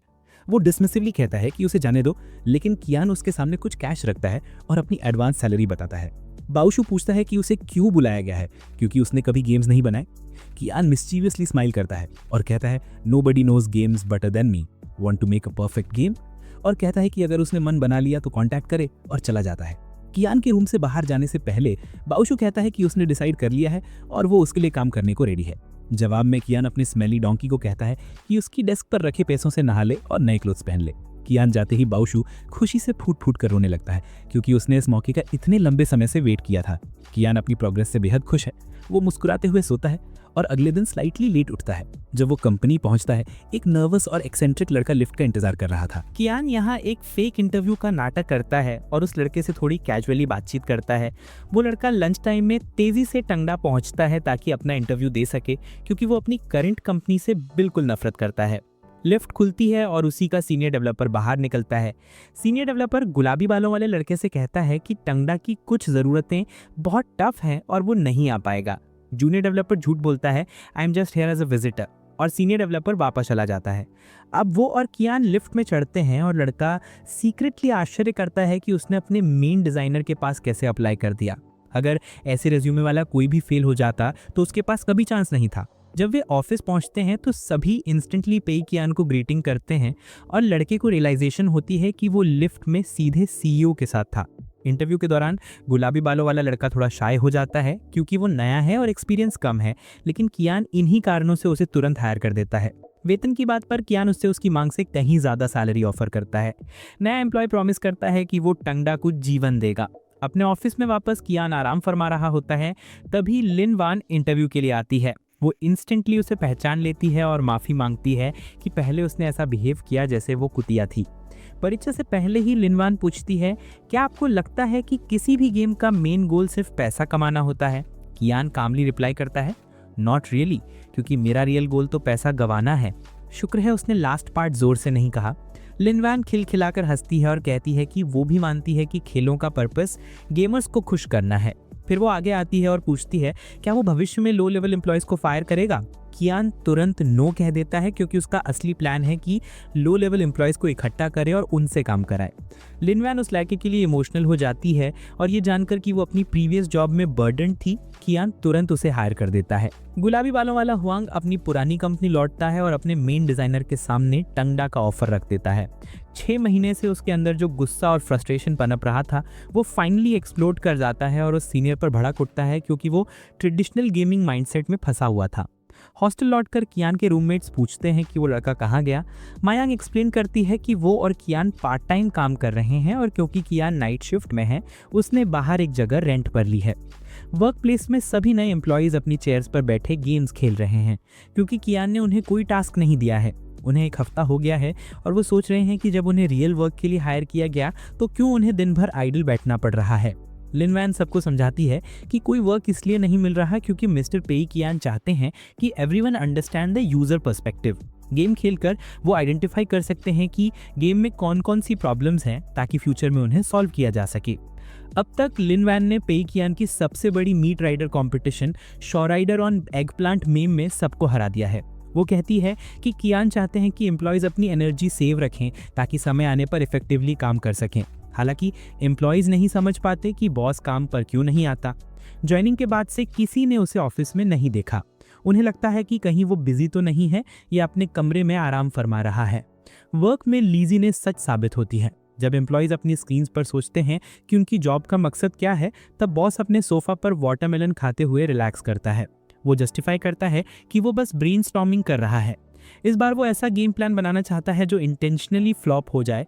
उसे लगता है कि आखिरकार सोल्यूशन मिल गया है। जब जाने का समय होता है, पे कियान अचानक आकर एम्प्लॉयज़ को आशीर्वाद देता है। वो अनाउंस करता है कि पिछले हफ्ते उसकी एब्सेंस टंडा के फ्यूचर के बारे में सोचने के लिए थी।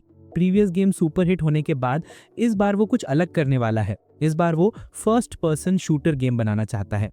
एम्प्लॉयज़ थोड़े हेजिटेंट हैं क्योंकि FPS गेम्स बहुत चैलेंजिंग होते हैं। कियान तुरंत नेल्सन मंडेला वाइब में आता है और ऐसा स्पीच देता है मानो उसे कोई नेशन बना रही हो। उसके क्लेवर वर्ड्स का असर एम्प्लॉयज़ पर पड़ता है और वो अगले प्रोजेक्ट को सफल बनाने के लिए मोटिवेट हो जाते हैं। कियान स्पेसिफिकली बाओशू और हुआंग सिबो की तरफ इशारा करता है और फेक प्रेज देता है क्योंकि वो उन्हें काम पर लगाने वाला है। पूरी टीम ब्रेन वॉश होने के बाद कियान बाओशू और हुआंग सिबो को मीटिंग रूम में ले जाता है और नेक्स्ट प्रोजेक्ट के लिए इंस्ट्रक्शंस देता है। वो उन्हें सिंपल कंट्रोल्स और लॉन्ग स्टोरी वाला FPS गेम ड्राफ्ट बनाने को कहता है। दोनों एम्प्लॉयज़ ऐसे दिखते हैं जैसे उनकी पैंट में पेशाब हो जाए, लेकिन हुआंग सिबो करज दिखाता है और सवाल करता है। वो आर्ग्यू करता है कि जनरल पब्लिक इसे क्रिटिसाइज कर सकती है क्योंकि ये FPS रूल्स फॉलो नहीं करता। प्रॉब्लम्स को सॉल्व करने की बजाय कियान अपने मास्टर स्कीमर मोड में आ जाता है और किसी तरह से उसे अपनी इंस्ट्रक्शंस पर काम करने के लिए कन्विंस कर देता है। वो प्रोजेक्ट का मेन डिज़ाइनर हुआंग सिबो और गेम मॉडरेटर बाओशू को अपॉइंट करता है और उन्हें एक हफ्ते में ड्राफ्ट रेडी करने का ऑर्डर देता है। दोनों लोग बस प्लान के साथ मूव कर सकते हैं, कुछ और नहीं। अपने एम्प्लॉयज़ की नाइविटी का फ़ायदा उठाकर कियान अपनी स्पिनिंग चेयर पर रिलैक्स करता है, एंजॉइंग धोंगेक्यो मोने वाला बॉस मोड, सिर्फ ऑर्डर्स देने वाला। वो कॉन्फ्रेंस रूम से बाहर आता है और देखता है कि सिर्फ बाओशू बचा है, बाकी सब गए हुए हैं। बाओशू अपनी डेस्क को इंटरनेट कैफे में बदल चुका है और यहाँ गेम खेल रहा है। कियान खुश होता है कि सब चले गए क्योंकि कंपनी पॉलिसी के अनुसार एम्प्लॉयज़ को कभी ओवर टाइम नहीं करना पड़ता। लेकिन जैसे ही वो जाता है, हुआंग सिबो डेस्क के नीचे से निकलता है और काम शुरू कर देता है क्योंकि वो बॉस को डिसअपॉइंट नहीं करना चाहता जिसने उस पर भरोसा किया। सिबो घंटों काम करता है लेकिन कियान अभी तक उसकी बनाई स्टोरी से सेटिस्फाइड नहीं होता। बाओशू, जो कि गेमिंग का बड़ा एंथुजियास्ट है, सिबो को इंटरनली गाइड करता है और बताता है कि कौन सी स्टोरी इफेक्टिव होगी। अब हम देखते हैं कि दो सोल्जर्स एक ऑयल प्लेटफॉर्म पर मम्मी से लड़ रहे हैं। उन्होंने जानबूझकर यही प्लेटफॉर्म चूज़ किया है क्योंकि वहाँ मैन्यूवर करने की जगह कम है, लेकिन स्ट्रक्चर इतना कॉम्प्लेक्स है कि गेम को रिप्ले करना इंटरेस्टिंग रहेगा। सिंपल कंट्रोल्स देने की बजाय उन्होंने मोड्स को मॉडिफाई कर दिया है ताकि प्लेयर्स के लिए शूटिंग करना आसान हो जाए। स्टोरी मोड के लिए उन्होंने एक क्लासिक सपोर्ट कैरेक्टर क्रिएट किया है जो गेम प्ले को और भी एंटरटेनिंग बना देगा। ये एक छोटी डेफ लड़की है जो अपने यूनिक जेस्चर्स और हाव-भाव से प्लेयर्स को गाइड करती है। प्लेयर्स को उसके बिहेवियर और इंटेंशंस को समझना होगा। इसके बेसिस पर कुछ पजल्स भी जोड़े गए हैं और उसके एक्शंस में ही हिंट्स मिलते हैं कि पजल्स कैसे सॉल्व करने हैं। उसकी क्वर्की इमेजिनेशन में वो सिबो को एक ज़ॉम्बी को मारने के लिए राइफल देती है और फिर दोनों मिलकर ऑयल प्लेटफॉर्म से एस्केप करते हैं। बाओशू बताती है कि जब प्लेयर्स बातचीत के जरिए बॉन्डिंग फील करते हैं तो वो पूरी तरह से इमर्स्ड हो जाते हैं। रियलिटी में वापस आते ही सिबो बाओशू के सीक्रेट एजेंट मिनिटा ज़्यूमिन की इमिटेशन करना बंद नहीं कर पाता। बाओशू भी उसे प्रेज देती है, लेकिन इसके बाद दोनों पे कियान के लिए एक मास्टर विजन सर्कल बना देते हैं। वो उसके बारे में ऐसे बात करते हैं जैसे वो कोई जीसस क्राइस्ट हो और सुबह तक उसके गेम पर काम करते रहते हैं। वो गेम के लिए एक शानदार वेपन लेकर आते हैं और तभी मायांग ऑफिस में प्रवेश करता है। उसे तुरंत शक होता है कि ये दोनों लड़के ओवरटाइम कर रहे थे। किसी और जगह लिनवान एक रॉयल लाइक पार्टी में जाती है और सब उसकी तारीफ करते हैं। वो अपने पिता को गले लगाती है और उसके पिता पूछते हैं, क्या फायरी स्काई स्टूडियो छोड़ने के बाद तुमने अपना dream as a game developer छोड़ दिया? लिनवान पीछे हटती है और फर्म वॉइस में कहती है कि अब वो पहले से ज़्यादा डिटरमाइंड है। वो बताती है कि उसे एक ऐसी कंपनी मिल गई है जहां वो जाना चाहती है और उसकी स्माइल गायब हो जाती है। हुआंग सिबो और बाओशू के लिए ओवरटाइम करना अब रूटीन बन गया है। बाओशू सिबो को घर जाकर रेस्ट करने को कहता है, लेकिन वो आदमी फुल ऑफ पैशन है और अपने पिता पेई की छोटी सी अप्रूवल के लिए कुछ भी करने को तैयार है। वो बाओशू से अपने प्रपोजल पर रिकंसिडर करने और कोई सजेशंस देने को कहता है। बाओशू थोड़ी नॉनसेंसिकल बातें करने लगता है जो कंफ्यूज सिबो के माइंड से तुरंत निकल जाती हैं, क्वर्की मीम की तरह। जब वे अपना छोटा सा टास्क कर रहे होते हैं तो मायांग सीक्रेटली उन्हें स्पाई करते हुए दिखाई देता है, ऑब्जर्विंग देयर एवरी मूव। और यहाँ से कहानी और इंटरेस्टिंग हो जाती है क्योंकि गेम प्ले के अंदर की डायनामिक्स और उनके पर्सनल इंटरेक्शंस धीरे धीरे ऑफिस की रियलिटी में मर्ज होने लगते हैं। अगला दिन था और यांग और कियान अपने दिमाग में अपने उबाऊ टीचर की हत्या की सीरियसली प्लान बना रहे थे। तभी कियान को सीबो का एक मैसेज मिलता है। मैसेज में लिखा था कि गेम डिजाइन का पूरा फ्रेमवर्क रेडी है और बस उसकी अप्रूवल बाकी है। कियान का चेहरा थोड़ा झकझोर जाता है। वो चाहता था कि उसकी टीम लेजी रहे, टाल मटोल करे, और अब ये सब सीबो काम में लग गया है, ये उसे थोड़ा परेशान कर देता है। तभी यांग उसे हल्की कोहनी मारता है और बोलता है, भाई सीबो सीक्रेटली ओवर टाइम कर रहा है। कियान को अब कोई सरप्राइज नहीं होता, अब सब समझ आता है क्यों वो समय पर काम करता है। दोनों क्वाइटली क्लास से बाहर निकलते हैं। यांग धीरे से बताता है, असल में वो गेम खेलने के लिए ओवर टाइम कर रहा है। कियान अपनी जगह पर रुक जाता है और यांग का फेस उसके मोटे जूसी केक से टकराता है। कियान थोड़ी राहत महसूस करता है और दोनों वापस अपने सीट्स पर लौट आते हैं। कियान जल्दी से फ्रेमवर्क पर नजर डालता है और सीबो को थम्स अप देता है उसकी प्रोग्रेस के लिए। इसी बीच मा यांग ऑफिस में सीबो को पनिश करने की कोशिश कर रही थी जुआ खेलने के लिए कंपनी रिसोर्सेज इस्तेमाल करने पर। कियान कैजुअली बोलता है, भाई टेक्निकली गेम खेलना हमारे काम का हिस्सा है। ऑफिस में सीबो अनाउंस करता है कि उसका प्रपोजल बिना किसी मॉडिफिकेशन के अप्रूव हो गया है। सब एम्प्लॉयज थोड़े झल्ला जाते हैं। सब ऐसे काम कर रहे थे जैसे रेंट पे कर रहे हों, लेकिन बॉस वो बिजार टॉयज से सराउंडेड नहा रहा था। उसे एक्स्ट्रा बजट और नई डेडलाइन मिलती है, एंथुजियाज्म खत्म। यांग उसके पास आता है और बताता है, भाई सीबो ने पूरी कंपनी को वही ओवरटाइम करने के लिए इंस्पायर कर दिया है जो वो कर रहा है। सिर्फ ये 2 लूजर्स नहीं, बाकी सब हार्डवर्क कर रहे हैं। कियान को ये सुनकर एक नया आइडिया आता है। डिसाइड करता है कि सबको ओवरटाइम पे देना चाहिए, क्योंकि एक ट्रू लीडर होने के नाते वो अपने एम्प्लॉयज़ का एक्सप्लॉयटेशन नहीं करेगा। यांग उसकी जनरॉसिटी और डेडिकेशन को देख के भावुक हो जाता है और सारे ओवरटाइम वेजेस की कैलकुलेशन अपने ऊपर ले लेता है। नेक्स्ट डे सीबो अपने फादर पे के सामने प्रपोजल पेश करता है। कियान लाइफ टाइम में इतनी किताबें नहीं पढ़ा था, एक बार में तो बिल्कुल नहीं। सीबो उससे गेम का टाइटल डिसाइड करने के लिए कहता है। भाई lucky for him lunch time शुरू हो जाता है और कियान सोचना छोड़ देता है। यांग अनाउंस करता है, भाई अब से कंपनी फ्री लंच देगी, बिल्कुल वेडिंग बफे वाइब। एक चबी शॉर्ट गर्ल कंप्लेन करती है कि वो डाइट पर है और 2 जिम फ्रीक्स स्टेरॉइड लेके सीन में आते हैं। वो बताती है कि जिम अंडर कंस्ट्रक्शन है और प्रोफेशनल ट्रेनर्स हायर होंगे। पूरा ऑफिस स्टंड है। सीबो ये बात लिन वान को बताता है। वो मिस्टर पे की जनरॉसिटी पे कंफ्यूज्ड है। भाई कोई भी बॉस इतना काइंड नहीं हो सकता। फिर दोनों अपने कंबाइंड ब्रेन सेल से समझने की कोशिश करते हैं और अंत में कन्विंस हो जाते हैं कि मिस्टर पे एक स्मार्ट स्ट्रेटेजिस्ट हैं और ये सब एम्प्लॉयज़ को एफिशिएंट बनाने के लिए कर रहे हैं। भाई तभी उनका फ़ोन नोटिफाई करता है, अब से ओवर टाइम का पे मिलेगा। वान ऑफिस आती है और रिजेक्ट करती है। कियान अग्रेसिवली पूछता है, भाई एम्प्लॉयज़ का राइटफुल सैलरी रिजेक्ट क्यों कर रही हो? वान थोड़ी नर्वस होती है और नजरें चुराती है। एम्प्लॉयज़ ज़्यादा पैसा नहीं चाहते, वो हिचकिचाते हुए बोलती है। भाई कियान सुपर हीरो मोड में आ जाता है और उसे जेंटली समझाता है। वान फाइनली देखती है और उसे 90s का हीरो लगता है। उसके ब्रेन से सर फटने वाला सीन समझती है और वो इंस्टेंटली रूम से बाहर जाती है। सबको समझ आ जाता है कि किसी ऐसे रिजोल्यूट लीडर को कैसे रिजेक्ट किया जा सकता है। मीनवाइल कियान अपने रूम में ज़्यादा पैसे स्पेंड करने के आइडिया सोच रहा है। वो बाओशू को बुलाता है और सीबो की मटेरियल लिस्ट दिखाता है। बाओशू रिव्यू करता है और कमेंट करता है, बिल्कुल सही लिस्ट है, सब बजट में है। कियान पूछता है, इतनी चीप लिस्ट में अच्छा गेम कैसे बनेगा? बाओशू रैशनलाइज करता है, हमने बहुत कम या कोई कस्टम मटेरियल नहीं मांगी। फिर कियान अपनी क्लेवरनेस दिखाता है, रिमाइंड करता है कि बाओशू इस कंपनी में इसलिए आया था क्योंकि वो बेस्ट गेम बनाना चाहता था। ये बजट उसके आइडल गेम के लिए बहुत कम है। बाओशू मोटिवेटेड होता है और लिस्ट को ट्रैश में फेंक देता है।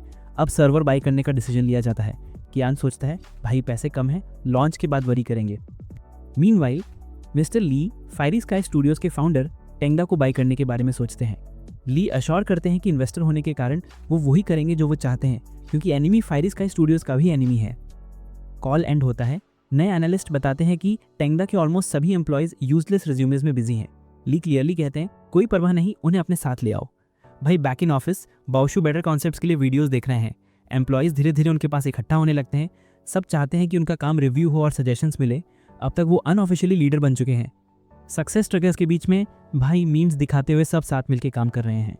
ऑफिस में लौटते ही बाओशू नए कॉन्सेप्ट्स के वीडियोस देख रहे होते हैं। तभी धीरे धीरे सारे एम्प्लॉयज़ उनके आसपास इकट्ठा होने लगते हैं। सब चाहते हैं कि वो उनके काम को चेक करें और आगे क्या करना चाहिए उस पर एडवाइस दें। अब तक वो लिटरली उनकी टीम के लीडर जैसे बन चुके हैं। सक्सेस से फाइट वाला पूरा मीम मोमेंट।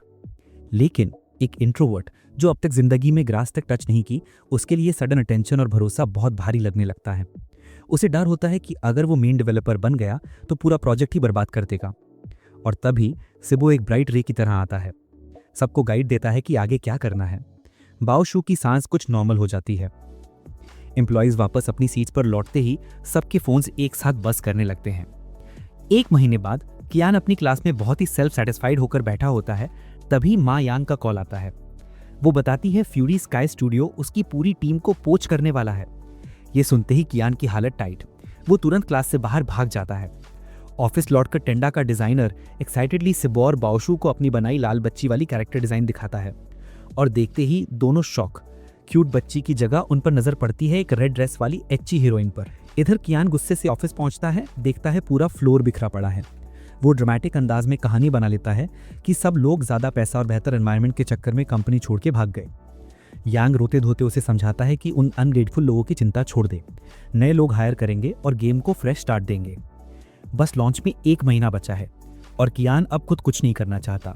उसे तो ये भी नहीं पता कि काम कितना हुआ है। वर्स्ट पार्ट, अगर वो सबको निकाल देता तो सेवरेंस पे देना पड़ता। तभी पीछे से पूरी टीम उसके पास वापस आ जाती है। कियान और मायांग शॉक, कहते हैं अगर फ्यूरी ने हायर कर लिया था तो तुम यहाँ कैसे? एम्प्लॉयज मुस्कुराते हैं। उन्होंने ऑफर इसलिए रिजेक्ट कर दिया क्योंकि टेंडा ही उनका असली घर है। उनकी आंखों में उम्मीद की चमक। ये कंपनी और यहाँ की फैसिलिटीज उन्हें एक रेनबो सनशाइन वाइब देती हैं। सबको यहाँ रियल क्रिएटिव फ्रीडम मिलती है और अचीवमेंट का फील भी। मायांग कंफ्यूज्ड, वो बोलती है फ्यूरी स्काई स्टूडियो तो इंडस्ट्री का लेजेंड है, वहां कौन नहीं जाना चाहेगा। तभी वैंग धीरे से कहती है लेजेंड तो हमारे सामने खड़ा है, और इशारा कियान की तरफ। कियान ऑकवर्ड, अरे मैं कोई लेजेंड वेंडर नहीं। और फिर नोटिस करता है कि ऑफिस इतना मेसी क्यों है। सिबो बताता है उन्होंने गेम जल्दी पूरा कर लिया और सेलिब्रेशन में सारे गुरिल्ला बन गए थे। फिर फाइनल प्रोडक्ट देखने एवी रूम चले गए, इसलिए ऑफिस खाली था। गेम मोड दिखाई देते ही कियान की आंखें लिटरली बाहर आने वाली होती हैं। आइडिया भी जबरदस्त और एग्जीक्यूशन भी सुपर्ब। बस थोड़ी सी पॉलिशिंग और ये गेम फुल ऑन हिट हो सकता है। सिबो फीडबैक मांगता है और बताता है कि लॉन्च तक फ्लॉज इजीली फिक्स हो जाएंगे, लेकिन कियान के माइंड में क्रॉस्ड वायर्स, कैसे रोके इनको गेम टेस्ट करने से। उसे एक आइडिया आता है, टीम बिल्डिंग प्रोग्राम। ये प्रोग्रेस स्लो करेगा और ज़्यादा पैसे भी लगेंगे। Perfect plan. अनाउंसमेंट होते ही हाइलियो एंटर मारता है एक अगली सेक्रेटरी के साथ मिस्टर ली की तरफ से। कमरे का पूरा वाइब अचानक बदल जाता है। एम्प्लॉयज़ बताते हैं कि वो कौन है। सेक्रेटरी आगे बढ़कर हाथ मिलाती है और कहती है अगर उसने फ्यूरी की तरफ से सबको ल्योर करने की कोशिश ना की होती तो उसे मिस्टर पीए की ग्रेटनेस का एहसास ही ना होता। अब वो फूही कैपिटल छोड़कर टेंडा ज्वाइन करना चाहता है। वो रिवील करता है कि फूही के मिस्टर लीजू ने फ्यूरी को कहा था कि टेंडा की पूरी टीम को स्टील करो और ट्रोल्स को हायर करके टेंडा के खिलाफ मलिशियस रिव्यूज भी लिखवाए। कियान की आंखों में चमक, फाइनली कोई मेरा हेल्पर बना। पर एम्प्लॉयज उसे ऐसे देखते हैं जैसे बस किड्नी निकाल कर बेच देंगे। सो मजबूरी में कियान उसे रिजेक्ट कर देता है और रूम से भगा देता है। जिम सेशन में एम्प्लॉयज डिस्कस करते हैं कि टीम बिल्डिंग कहाँ होगी। बाओशू बोले मुझे कहीं नहीं जाना, बस प्रोजेक्ट ऑयल रिग जल्दी खत्म करना है। तब वैंग एक लाइन बोलती है और बेचारा बॉय ट्रेडमिल से घिर पड़ता है। वो फ्यूरी स्काई स्टूडियो जाना चाहती है। वो चाहती है कि वहाँ के लोग मिस्टर पीआई को देखें कि रियल गेम डेवलपर होता कैसे है। कियान सुन लेता है, उसके कंधे पर हाथ रखता है और तुरंत अप्रूव कर देता है। वैन की दुनिया एकदम गुलाबी क्लाउड बना लेती है, पूरा सीन ब्लश कलर्स में। कियान के पास भी एक सीक्रेट मोटिव है, उनको दिखाना कि असली गेमिंग कंपनी कैसी होती है ताकि उनका मोराल डाउन हो जाए। लेकिन बाहरी फसाड में वो प्रिंसेस डायना मोड। कहता है मैं तो हमेशा से वहां जाना चाहता था क्योंकि वो वैंग की पुरानी कंपनी है। वैंग फिर से फुल डेलुलु मोड ऑन, सोचती है वो उसके बारे में और जानने जा रहा है। ट्रिप वाले दिन सब पहले लंच करते हैं। फिर कियान बताता है अगला स्टॉप फ्यूरी स्काई स्टूडियो है। पेरेंटल टोन, ये मैंडेटरी नहीं है, सब अपने टाइम का यूज फ्रीली करें। वैंग डीप थॉट्स में खोई है। ट्रिप का बजट 450K से रिड्यूस होकर 150K युआन हो चुका है बिकॉज वैंग ने हाइलू को गलत नंबर बता दिया था। बट कियान को वैसे भी डाउट था कि सिस्टम इतनी बड़ी रकम फन ट्रैवल पर अलाउ नहीं करेगा। मूव करते हुए वो मायांग को याद दिलाता है कि फ्यूरी में सवाल पूछें, स्पेशली उनके पास्ट फेलियर्स के बारे में, ताकि वो यांग के सामने गलती कर सके। लेकिन बेचारा कुछ समझ नहीं पाता। जब वो लोग फायरी पहुंचते हैं तो वहाँ का प्रोड्यूसर उन्हें अंदर आने देने में थोड़ा कंफ्यूज हो जाता है। उसे समझ ही नहीं आता कि टेंडा अचानक यहाँ किस मिशन से आया है, और ऊपर से उसकी सेक्रेटरी का डाउट। उसे तो ऐसा लगता है कि ये लोग बदला लेने आए हैं क्योंकि पहले उन्होंने टेंडा के एम्प्लॉयज़ को अपने जाल में फंसाने की कोशिश की थी। पर गाइस, कोई भी कंपनी ऐसे बदला थोड़ी लेती है, राइट? खैर, कियान और बाकी सारे एम्प्लॉयज़ का अंदर प्रॉपर वेलकम किया जाता है और सच बोलो ना, सब लोग कंपनी के अंदर के वाइब से लिटरली हिल जाते हैं। ऑफिस के बीचों बीच इतना बड़ा गार्डन और उसमें crazy gaming setups, like seriously mind blowing. Qian सोच रहा होता है कि यार ये जगह बनाने में मिनिमम 1 करोड़ युआन तो गया होगा। फिर वो उस इंसान से मिलने जाता है जो यहाँ के सारे फाइनल डिसीजंस लेता है। सेक्रेटरी उसका इंट्रोडक्शन देती है, mister Zhu Muyan, gaming developer of the company. Handshake होते ही दोनों एक दूसरे को ऊपर से नीचे तक जज करना शुरू। मिस्टर झू को लगता है कि कियान अभी बच्चा है, बस कस्टम मेड ब्रांडेड सूट पहनकर अपने आप को ओवर स्मार्ट दिखा रहा है। दूसरी तरफ कियान के दिमाग में बस यही चल रहा है कि और कैसे रिच दिखूं और कैसे ज़्यादा पैसा उड़ा दूं ताकि एक्टिंग जारी रहे। उनकी ये साइलेंट माइंड वॉर देखकर सेक्रेटरी थक जाती है और दोनों को छोड़कर चली जाती है। फिर वो अपने टेक की सुपीरियरिटी का बड़ा ही स्पीच शुरू करता है। फिर पास की कैबिनेट से एक लिमिटेड एडिशन डॉल निकालकर कियान को गिफ्ट भी देता है। तभी पीछे से टेंगडा एम्प्लॉयज अंदर कूद पड़ते हैं और जोर जोर से समझाने लगते हैं कि उनकी कंपनी की टेक्नोलॉजी इससे कहीं ज़्यादा एडवांस्ड है, ये सब पुराना स्टफ है।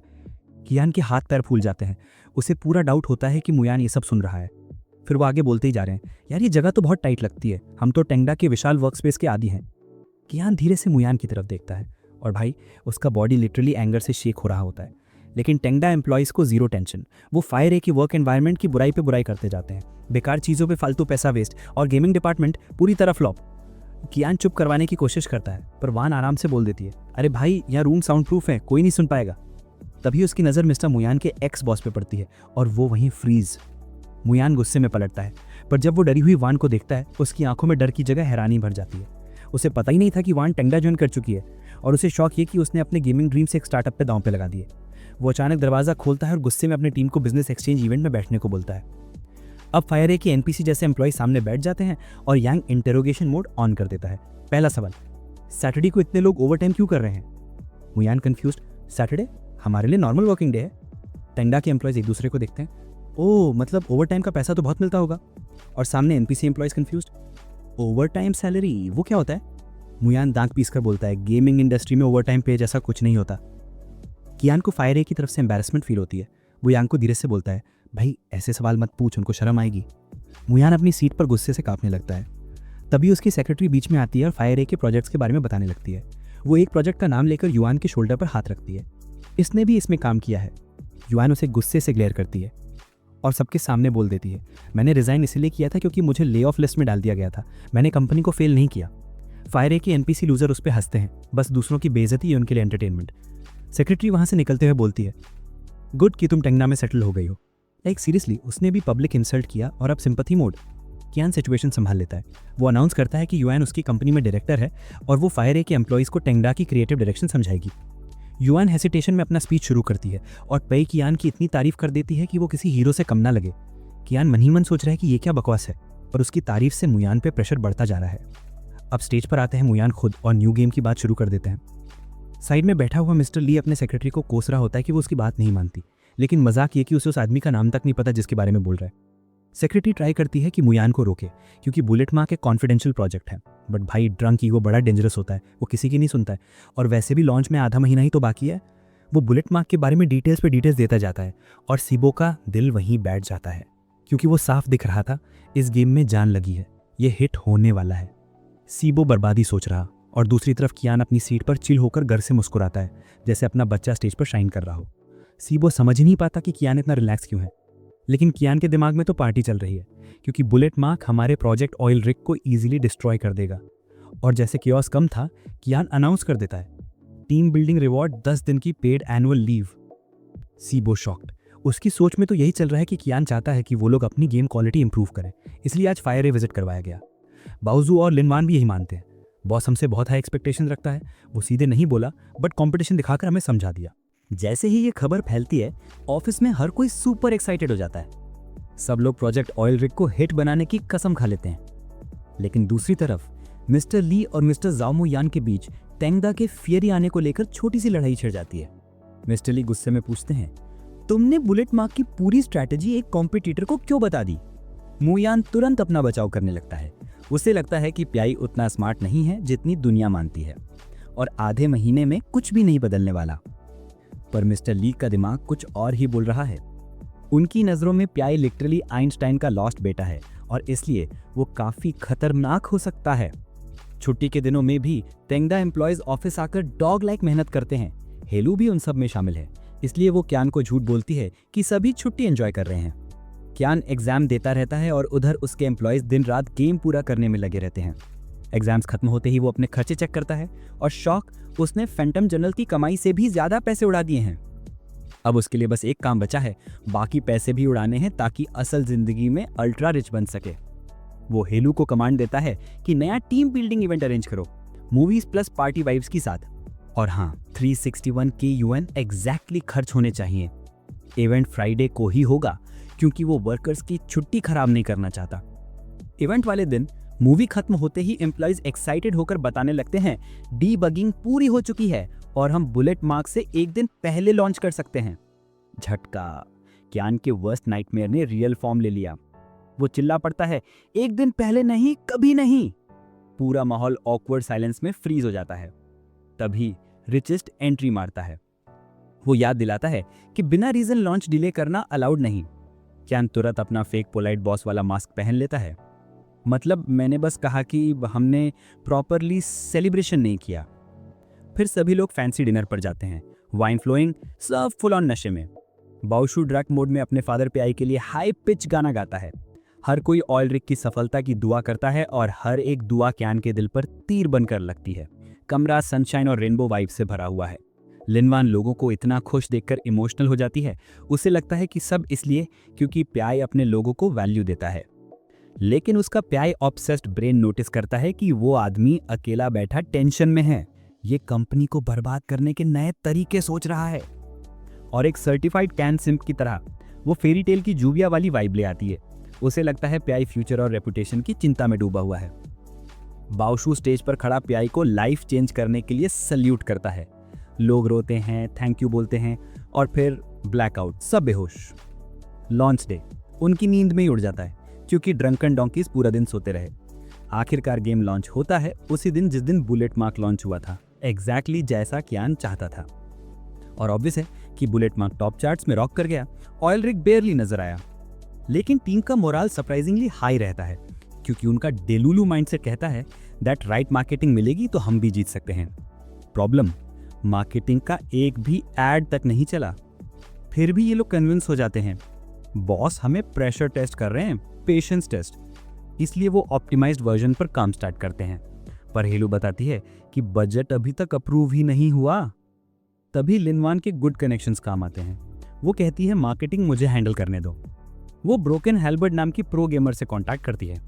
पहले वो गेम खेलने से मना करता है, पर जैसे ही देखता है एक वेपन की कीमत 888 यूएन उसका क्यूरोसिटी बूस्टर ऑन हो जाता है। पीआई की ओवर प्राइस स्ट्रैटेजी अब उल्टी पड़ रही थी। गेम बिना ट्यूटोरियल शुरू होता है और एक म्यूट लड़की सामने आती है। खुशकिस्मती से अब वो इची एनीमे हीरोइन नहीं लगती। लड़की उसे वेपन देती है, गाइड करती है, हील तक कर देती है। ब्रोकन हेल्बर्ट की आंखों में एक्साइटमेंट चमक उठती है। वो खुद टेंगदा पहुंचकर क्रिएटर्स को थैंक्स बोलने आता है और वहां उसका वेलकम ऐसे होता है जैसे माइकल जैक्सन आया हो। रिव्यू टाइम, वो ईमानदारी से बोलता है ऑयल रिग अभी भी टॉप इंटरनेशनल टाइटल्स से पीछे है, पर गेम प्ले फन है और एंडिंग का ट्विस्ट ऑसम। वो गेम की इतनी तारीफ करता है जैसे ये वर्ल्ड्स बेस्ट हो। ऑडियंस और हाइप कर देते हैं और वो क्राउड में फंसा फेम से जूझता दिखता है। आगे वो बोलता है बुलेट मार्क गुड है लेकिन इंटरनेशनल गेम्स की चीप कॉपी वाइब आती है। पर प्रोजेक्ट ऑयल रिग बिल्कुल उल्टा है। नोब्स एंड वेटरन्स दोनों एंजॉय कर पाएंगे। सीबो और बाउशू खुश, उनकी सारी ओवरटाइम मेहनत आखिर काम आई। ब्रोकन हेल्बर्ट कहता है मुझे मत धन्यवाद दो, तुमने इतने एपिक गेम बनाया है। फिर वो दुकान की बात करता है जहां सिर्फ एक लग्जरी वेपन है, इनसेनली एक्सपेंसिव, बाकी सब फ्री। सीबो प्राउडली बताता है इसके पीछे आइडिया हमारे माइंड ब्लोइंग बॉस का था।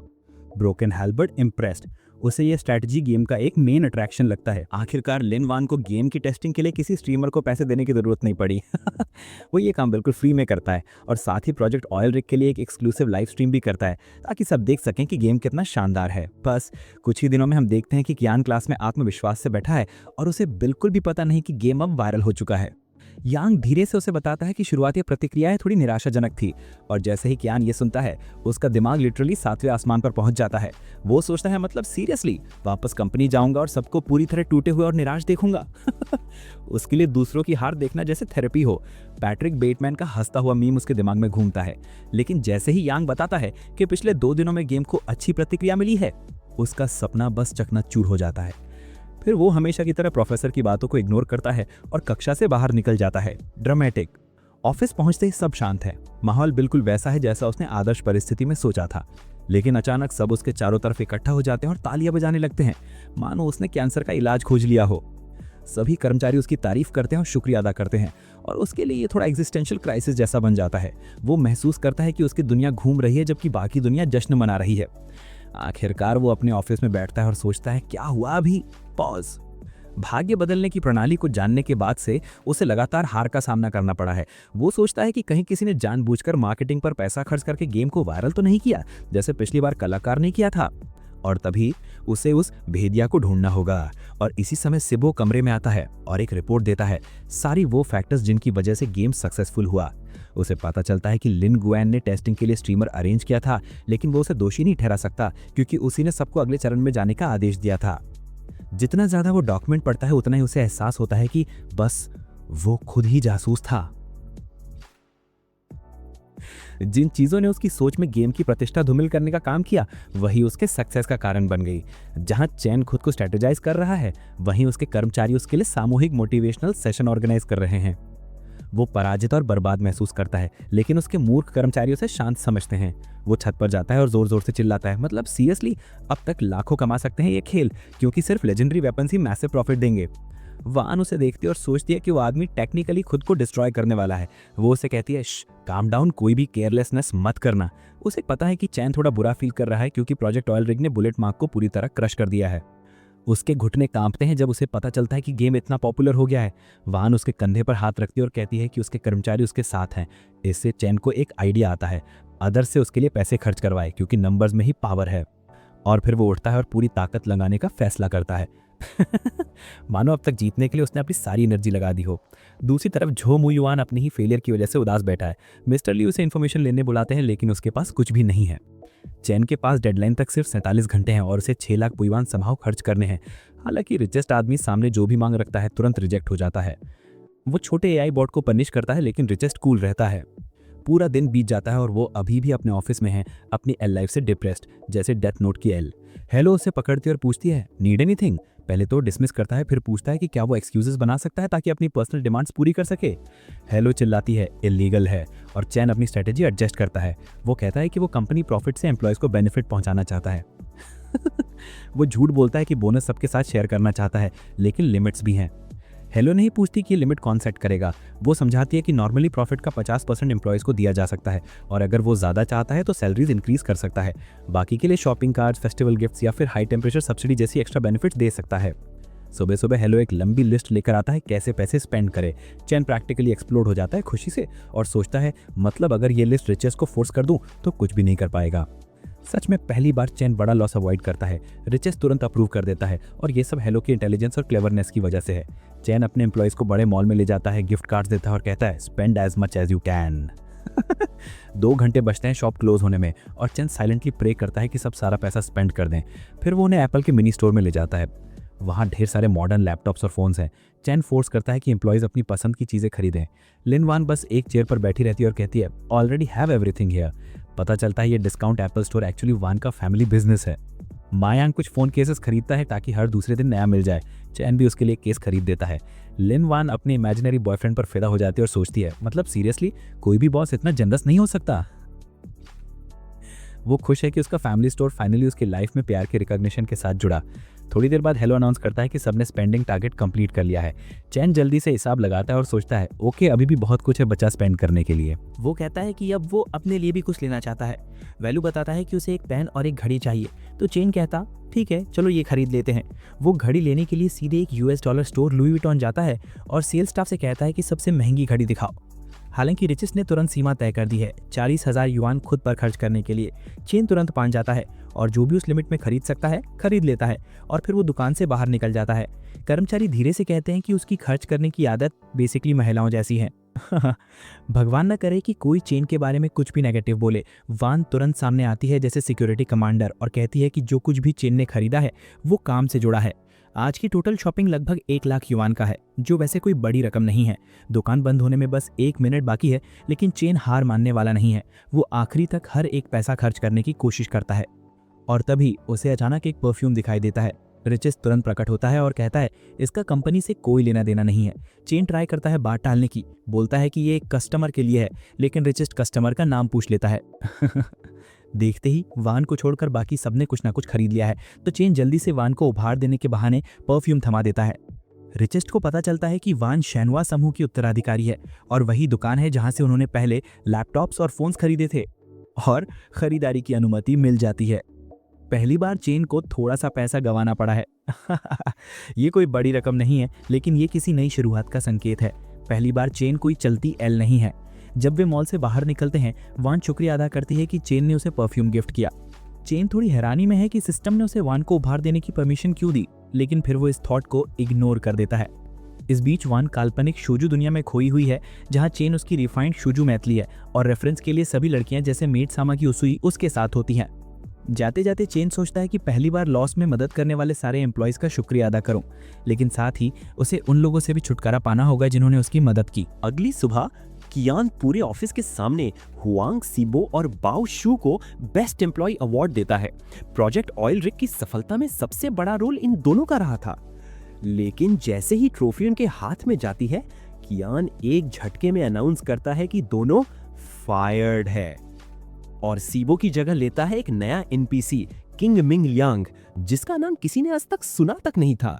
कियान उन्हें यह समझाता है कि देखो, वो उसे निकाल नहीं रहा बल्कि 10 लाख युआन दे रहा है ताकि वो अपना बिजनेस का सपना पूरा कर सके। ये सुनते ही सीबो लिटरली जमीन पर गिरकर रो पड़ता है और कियान अंदर ही अंदर खुशी में डांस कर रहा होता है कि चलो बिगेस्ट एनिमी आउट। अब अगला टारगेट है बाओशू। उसे मिलती है अनलिमिटेड पेड वेकेशन। बाकी एम्प्लॉयज बोल पड़ते हैं, ब्रो ये वेकेशन नहीं, कियान उसका शुगर डैडी बन गया है। बाओशू को ये छुट्टी वाली वाइब बिल्कुल पसंद नहीं। वो घर में रहने वाला बंदा है, घास तक नहीं छूता। पर भाई डैडी पे का चार्म कोई कैसे इग्नोर कर सकता है, और फिर वो मान ही जाता है। इसके बाद कियान नए प्रोजेक्ट की शुरुआत अनाउंस करता है। सीबो अपना सामान पैक करते हुए इमोशनल गुड बाय बोलता है। वो हेलू से कहता है कि उसका एक्चुअल सपना अब भी गेमिंग इंडस्ट्री ही है, पर कियान ने उस पर भरोसा किया है, इसलिए वो अपनी पूरी जान लगा देगा। हेलू पूछता है, बॉस से आखिरी बार मिलना नहीं चाहोगे? सीबो मना कर देता है, क्योंकि अगर उसने डैडी को देखा तो फिर रोना धोना शुरू हो जाएगा और उसे लगता है कियान भी टूट जाएगा, इसलिए बेहतर है कि गुड बाय दूर से ही हो। लेकिन दूसरी तरफ कियान ऑफिस में बैठकर फोर्टनाइट वाले बेतरतीब इमोट्स मारकर उसके जाने का सेलिब्रेशन कर रहा होता है। डेड। सीबो को मिलती है 10 लाख युआन की फंडिंग और कियान को पूरा भरोसा है कि पिछली बार की तरह ये सब बर्बाद कर देगा। जाने से पहले सीबो मिंगलियांग से कहता है कि ऑयल रिग और फैंटम जनरल दोनों गेम्स का अपडेट संभालना, पर मिंगलियांग कहता है कि कियान ने अपडेट्स रोक दिए हैं। सीबो शॉक में, पॉपुलर गेम्स को अपडेट करना ही तो प्रॉफिट का तरीका है। लेकिन युआन बीच में बोलता है, बॉस की स्ट्रेटजी पर भरोसा रखो, हिस्ट्री गवाह है, हालात जितने खराब हों पे उतना ही बेहतर डिलीवर करता है। पॉज। अपने ऑफिस में कियान सोचता है क्रिएटिव फ्रीडम देना अब रिस्की है। फिर बाओशू का एक बेतुका वेकेशन वीडियो उसके फोन पर आता है। कियान को लगता है जैसे उसे उन बंदरों को खिला दे जिनके पास बाओशू घूम रहा है। वो मिंगलियांग और युआन को इमरजेंसी मीटिंग में बुलाता है और बताता है कि उनका अगला गेम गेमिंग इंडस्ट्री की रियलिटी पर होगा, एक ऐसा इंटरैक्टिव गेम जिसे खेलकर खिलाड़ी इंडस्ट्री की प्रॉब्लम्स के बारे में सोचे। मिंगलियांग बोलता है, प्लेयर्स ऐसे गेम्स हेट करते हैं। कियान के चेहरे पर शैतानी मुस्कान। एग्जैक्टली, यही तो मकसद है। गेम 2D होगा और टेंडा ऑफिस की डेली जिंदगी पर बेस्ड। प्लेयर एक गेम प्रोड्यूसर बनेगा, डेडलाइंस, डेवलपमेंट, ऑफिस वर्क सब मैनेज करेगा। चॉइसेस के हिसाब से आउटकम बदलेंगे और कियान को 100% यकीन है ये गेम फेल होगा। इधर मा यांग पूछता है, न्यू ईयर तक आपके कॉन्डो में रह सकता हूं? कियान तुरंत कीस पकड़ा देता है, घर नहीं जा रहे? यांग, स्टूडेंट लाइफ में विंटर वेकेशन होती है, कंपनी में नहीं। तभी बाओशू का नया फालतू बीच सर्वर वीडियो आ जाता है, ह्यूमिडिटी, सनशाइन, और इधर ये दो लूजर्स ठंड में कांप रहे हैं। बॉस होने के सारे मॉरल्स भूलकर कियान बोलता है, I am a student, I deserve winter vacation, और छुट्टी पर चला जाता है। Employees meanwhile voice overs record कर रहे हैं। पुअर मिंगलियांग को पूरी गेम की डबिंग करनी पड़ रही है और घंटों से एक लाइन भी ठीक से रिकॉर्ड नहीं हो रही। वो फ्रस्ट्रेट हो जाता है, डेवलपर हूं मैं, ये डबिंग नॉनसेंस क्यों करवा रहे हो? वान गुस्से में बूथ में घुसती है। Story telling is the heart of this game, trust पे ब्लाइंडली। वो एक्सप्लेन करती है कि स्क्रिप्ट वियर्ड है लेकिन इंटेंशनली, ताकि प्लेयर्स इंडस्ट्री की अगली रियलिटी समझे। मिंगलियांग फाइनली मोटिवेट हो जाता है और दोनों अपने फादर पेई के लिए ग्लेजिंग सेशन रखते हैं। और मिंगलियांग रियलाइज करता है कि ये गेम प्लेयर्स को इंसल्ट नहीं कर रहा बल्कि उनकी आवाज उठा रहा है, और वो अपने रोल में पूरी तरह डूब जाता है। वान भी अपने डायलॉग्स में पूरी जान डाल देती है। दोनों लिटरली लड़ती मुर्गियों की तरह रिकॉर्डिंग कर रहे होते हैं। साउंड इंजीनियर पूछता है, अगर प्लेयर ने कहानी फॉलो नहीं की तो? वान, एक सिनारियो में प्रोड्यूसर इतना दयालु है कि खर्चा भी नहीं निकलता और अंत में company collapse. Pause. Hard reality. Lesson clear. Gaming industry cruel है और इसे बचा सकता है सिर्फ एक, उनका जीसस पे कियान। कुछ दिन बाद कियान छुट्टी लेकर एम्प्लॉयज को भी ब्रेक दे देता है। वापस आते ही उसे मिलता है एक होमलेस सब बदबूदार बाउशू, जो कहता है कि छुट्टी में उसे सिर्फ खालीपन मिला, वो काम पर वापस आना चाहता है। कियान थोड़ा नरम पड़कर उसे अलाउ कर देता है, और जैसे ही बाउशू अपने कीबोर्ड को छूता है वो वापस अपने असली रूप में ट्रांसफॉर्म हो जाता है। मिंगलियांग चाहता है कि वो नए प्रोजेक्ट को रिव्यू करे, पर कियान ने उसे सिखाया है कि रिस्पॉन्सिबिलिटी तुम्हारी है, इसलिए बाउशू पोलाइटली मना कर देता है। और ऐसे स्टोरी आगे बढ़ती है। अब से कंपनी में उसकी जॉब बस एक फ्री लोडर वाली होने वाली है जो पूरा दिन सिर्फ गेम्स खेलता रहे।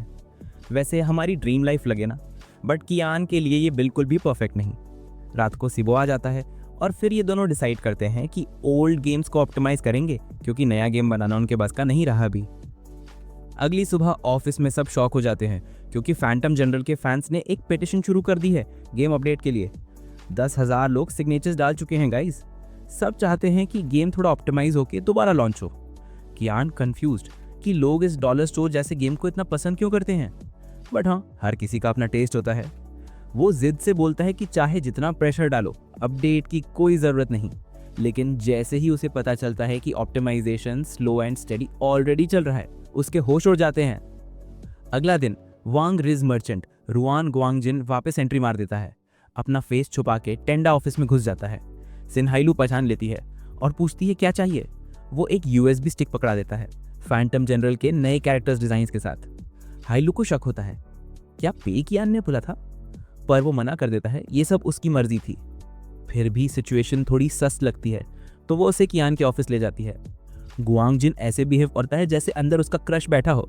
एक्चुअली कुछ हद तक सही ही है, क्योंकि कियान से मिलने वाले लोग हमेशा उसकी तरफ पुल हो जाते हैं। रूम में जाते ही कियान उस पर चिल्लाता है कि तूने गेम को ऑप्टिमाइज क्यों किया। 10 मिनट बाद गुआंगजिन स्माइल करते हुए बाहर निकलता है। बोलता है कि कियान ने उससे एक नए गेम का पोस्टर बनाने को कहा है। उसके जाते ही मिंगलियांग कियान को गेम का ड्राफ्ट दिखाता है, बिल्कुल वैसे जैसे कियान चाह रहा था। कियान इम्प्रेस्ड उसको कॉम्प्लीमेंट देता है, तू मेरा दोस्त है, और बेचारा लड़का तो मेल्ट हो जाता है। फिर कियान उससे एक मार्केटिंग स्ट्रैटेजी रिपोर्ट देता है और बोलता है कि ये वान को स्मार्टफोन से। मिंगलियांग तो हैरान, क्योंकि सब जानते हैं कियान और मार्केटिंग का दूर दूर तक रिश्ता नहीं। पर कियान बोलता है, इस बार स्ट्रैटेजी चेंज। जस्ट 10 मिनट पहले गुआंगजिन के लेक्चर ने उसका दिमाग घुमा दिया था। उसने याद दिलाया जब टेंडा एक छोटी कंपनी थी, मार्केटिंग ना करना एक विक्टिम इमेज क्रिएट करता था और लोग नेचुरली गेम्स की तरफ अट्रैक्ट होते थे। बट अब वो बड़ी कंपनी है, तो अगर वो चाहे तो लोग कंपनी से हेट भी कर सकते हैं। वान लिस्ट देख के शॉक्ड। उसे ज़्यादा आइडियाज पसंद नहीं आते हैं, क्योंकि कियान इन्फ्लुएंसर हायर क्यों करना चाहेगा, ये तो कंपनी के वैल्यूज़ के अगेंस्ट है। लेकिन लव इज़ ब्लाइंड, तो वो सोच लेती है माई प्रिंस नोज बेस्ट। वो एक यूट्यूबर को कांटेक्ट करती है, शुगर डैडी चाओ, जिसकी वजह से the lonely desert road famous हुआ था। उसे सिर्फ प्रमोशन ही नहीं बल्कि 10,000 युआन मंथली सैलरी भी ऑफर करती है, और बंदा खुशी से पागल। बट जैसे ही उसे पता चलता है कि उसे इन्फ्लुएंसर्स के साथ कोलैब करना है और कियान की लिखी स्क्रिप्ट फॉलो करनी है, वो मना कर देता है। पर वान सैलरी बढ़ाती रहती है, और जैसे ही 50,000 युआन होता है, ये बंदा सुपर सायन बन जाता है। कंपनी के सारे रूल्स फॉलो करने का वादा करता है। बट ये गेम भी बिल्कुल लोनली डेजर्ट रोड जैसा हो गया, जहां बेचारी टेबल पे सर पटकती लड़की का मीम दोगे तो लोग बस गुस्सा ही होंगे। सैलरी अकाउंट में आते ही जब कंपनी का नाम दिखता है, उसे शौक लगता है, अरे ये तो वही कमीना है जिसने लोनली डेजर्ट रोड बनाया था। उसे लगता है टेंडा बदला ले रही है उसे रोस्ट करने का। अगर वो कोई रिस्पेक्टेबल कंटेंट क्रिएटर होता तो मना कर देता, पर बंदा बिल्कुल ब्रोक है तो मजबूरी में हाँ कर देता है। गेम लॉन्च कल है, तो वान, सिबो और बाओशू से छोटी मीटिंग करती है। उन्हें पता है ऑप्टिमाइजेशन वही कर रहे हैं, पर वान प्रॉमिस करती है कि सीक्रेट रहेगा। गेम प्रोड्यूसर का आइडिया लोगों को बोरिंग लग सकता है, तो वो थोड़ी टेंशन में है। बाओशू बोलता है, गेम अच्छा है लेकिन ये टाइम से आगे है, तो शुरुआत में क्रिटिसिज्म मिलेगा। पॉज। तीनों एक दूसरे को मोटिवेट करते रहते हैं, फैंस की तरह, स्पेशली के-पॉप स्टैंस की तरह, जो कभी गिव अप नहीं करते। तीनों आसमान की तरफ देखते हैं और चेन को चांद पे देखते हैं जैसे वो अभी अभी शहीद हुआ हो। इन्फ्लुएंसर वाला एडवर्टीजमेंट पूरा बकवास निकलता है, बट कोई हिम्मत नहीं करता चेन से बोलने की। चेन खुश, क्योंकि मतलब लोग गेम से हेट करेंगे। तभी हाइलू भागते हुए आता है, सब ऑनलाइन टेंडा को रोस्ट कर रहे हैं। पीपल डिसअपॉइंटेड, बोल रहे हैं शुगर डैडी सेल आउट बन गया है। उन्हें लगता है गन पॉइंट पे क्रिंज स्क्रिप्ट पढ़वाई जा रही है। चैन खुश, राइट टारगेट हिट, क्योंकि एक हेटर इन्फ्लुएंसर को प्रेस करवानी, गारंटीड बैकलाइक गाइज। जहां लोग अपनी फेवरेट कंपनी को गालियां पड़ती देख दुखी, वहीं वान टीयरफुल हीरो मोड में है और वो बोलती है मैं सब चेंज कर दूंगी, बोल के भाग जाती है। Game launch day. Pause. Game badly flop, लोग ताने मारते हैं। टेंडा ने अपनी पहली वाली इज्जत खो दी। मिंगलियंग बेचारा डिप्रेस्ड किटन बन जाता है, क्योंकि फर्स्ट प्रोजेक्ट ही बर्बाद। तभी से वो एक न्यूज रिपोर्टर को लेके आता है, ये हमारी बदनामी करेगी। रिपोर्टर एम्प्लॉयज की वीडियो शूट करती है, फिर ऐसे एडिट करती है कि लगे सब दुखी डिप्रेस्ड स्लेव्स हो यहाँ पर। मिस्टर ली ऑफिस आते हैं, रिपोर्टर को प्रेज देते हैं, गुड जॉब। उनके जाते ही वान रिपोर्टर को सुना देती है, उसके गंदे बिहेवियर के लिए क्रिटिसाइज करती है कि उसे टेंडा के वैल्यूज के बारे में पता ही नहीं है। रिपोर्टर जवाब देने की कोशिश करती है, लेकिन उसका बॉस उसे वहीं रोक देता है। वॉन के जाने पर वह उसे बताता है कि ली वैन शेन्हुआ ग्रुप की उत्तराधिकारी है और श्री ली की फुहुई राजधानी शेन्हुआ ग्रुप की ताकत के सामने कुछ भी नहीं है। अगले दिन रिपोर्टर कियान का इंटरव्यू लेने जाती है। कियान जानबूझकर थोड़ा रूखा व्यवहार करता है, लेकिन रिपोर्टर को लगता है कि वह आदमी पारदर्शी और ईमानदार है। वह बताता है कि वॉन ने ही उसके लिए ये इंटरव्यू तय किया था, वरना वह कभी राजी नहीं होता। रिपोर्टर सोचती है कि दोनों प्यार में हैं और वे एक बेहतरीन अमीर बेटी और उभरते हुए जोड़े साबित होंगे। रिपोर्टर आगे पूछती है कि वह गेम क्यों बनाता है और कियान कैमले के सामने कबूल करता है कि वह पैसे गंवाने के लिए ऐसा करता है। इस बीच शुगर डैडी चाओ का ज़मीर उसे रातों को सोने नहीं देता। वह बस यही सोचता है कि पैसे की चाहत में लोग उससे कितनी नफरत करने लगे हैं। आधी रात को उठकर वह गेम शुरू करता है ये देखने के लिए कि यह वाकई बेकार है या नहीं। कीमत 28 युआन है, जबकि लोनली डेजर्ट रोड की कीमत सिर्फ 1 युआन है। शुरुआत में गेम थोड़ा बेतुका लगता है, लेकिन खेलने पर वाकई मज़ा आता है। कहानी बहुत ही वास्तविक है और चाओ इससे खुद को जोड़ पाता है। गेम का हर वाक्य उसे उन साधारण घटनाओं की याद दिलाता है जिनसे वह गुजरा था जब वह जवान, दुबला पतला और ठीक ठाक दिखता था। लोग उस पर शक करते थे और कॉन्सेप्ट को बोरिंग कहते थे, लेकिन कम से कम वो उस समय अच्छा तो दिखता था। अब चाओ के पास अपने मोटे शरीर के अलावा कुछ नहीं है। खेल खत्म होते होते चाओ फूट फूट कर रोता है। वह अपने खेल के विजन को एक उत्कृष्ट कृति बताते हुए अनौपचारिक रूप से कियान ग्लेजर क्लब में शामिल हो जाता है। अगले दिन इंटरव्यू प्रसारित होता है और पे कियान के लिए सिर्फ सकारात्मक प्रतिक्रियाएं आती हैं। सभी कर्मचारी बताते हैं कि वह पहली बार कैसे मिले थे और उनकी मौजूदगी ने उनकी जिंदगी कैसे बदल दी। हर कोई अपनी पसंदीदा बातचीत के भावुक पल याद करता है। खास तौर पर लिनवान अपनी बात में पूरी जान डाल देती हैं। कियान अपनी स्क्रीन पर शून्य दृष्टि से देखता है, क्योंकि यह इंटरव्यू उसके वास्तविक विचारों के बिल्कुल विपरीत है, लेकिन उसे अब भी उम्मीद है कि इस बार नुकसान होगा। तभी मिंगलियांग कमरे में अचानक आता है और बताता है कि स्वैगर डैडी चाओ का गेम प्रोड्यूसर का रिव्यू वायरल हो गया है। वीडियो में चाओ झूठ बोलता है कि अप्रैल फूल के दिन उसने और टेंगदा ने मास्टर प्लान अंजाम देने के लिए हाथ मिलाया था। उन्होंने जानबूझकर लोगों की प्रतिक्रियाएं पाने और ये देखने के लिए एक बेतुका ट्रेंड चलाया कि क्या नकलची अब भी उनकी नकल करते हैं। चाओ मानते हैं कि वह आत्मविश्वास से बोल रहे हैं, क्योंकि गेम प्रोड्यूसर एक उत्कृष्ट कृति है। गेम प्ले, कहानी, संवाद सब पर पैसा खर्च करने लायक है। वह बोलता ही जा रहा था कि कियान अपनी सीट पर धंस गया। चाओ लाइव स्ट्रीम पर रोने लगता है, जिससे दर्शक चौंक जाते हैं। चाओ खुद को खेल से जुड़ाव महसूस करने और मुख्य किरदार के साथ सहानुभूति रखने से रोक नहीं पाता। वह भावुक भाषण देता है कि कैसे टेंगदा ने ये गेम इसलिए बनाया ताकि सबको यह समझ आए कि समाज कितना चंचल है। कियान दुखी होकर लैपटॉप बंद करता है और बाहर निकलता है। ऑफिस में हर कोई इस वायरलिटी का जश्न मनाता है। वह सिर झुकाकर घर की ओर चल पड़ता है। रास्ते में फुहुई से मिस्टर ली फोन करते हैं और बुरा भला कहते हैं। अंततः वह अपना चेहरा दिखाते हैं, जो उतना ही निराशाजनक है जितना हमने सोचा था। वह हर दूसरे एनिमे अंकल जैसा दिखता है। मिस्टर ली जल्दी में कॉल बीच में ही काट देते हैं कि वह बदला लेंगे। कियान को नहीं पता कि उन्होंने क्या कहा, लेकिन ऐसा लग रहा है कि वह टैंगडा से अकेले नहीं लड़ सकता। तभी रिचर्ड प्रकट होता है और घोषणा करता है कि कियान एक मिशन पर भेजा जा रहा है। उसके पैरों के नीचे की स्क्रीन पर मूल रूपांतरण अवधि में 10% की वृद्धि दिखाई देती है। कियान कुछ समझ नहीं पाता कि क्या हो रहा है और जानना भी नहीं चाहता। इसी के साथ ये एनीमे यहीं एंड होती है। लेकिन यदि कोई अपनी पसंद की एनीमे एक्सप्लेन करवाना चाहते हो तो कमेंट करो, नेक्स्ट वीडियो उसी पर होगी। अभी के लिए इतना ही, मिलते हैं नेक्स्ट वीडियो में, तब तक के लिए गुड बाय।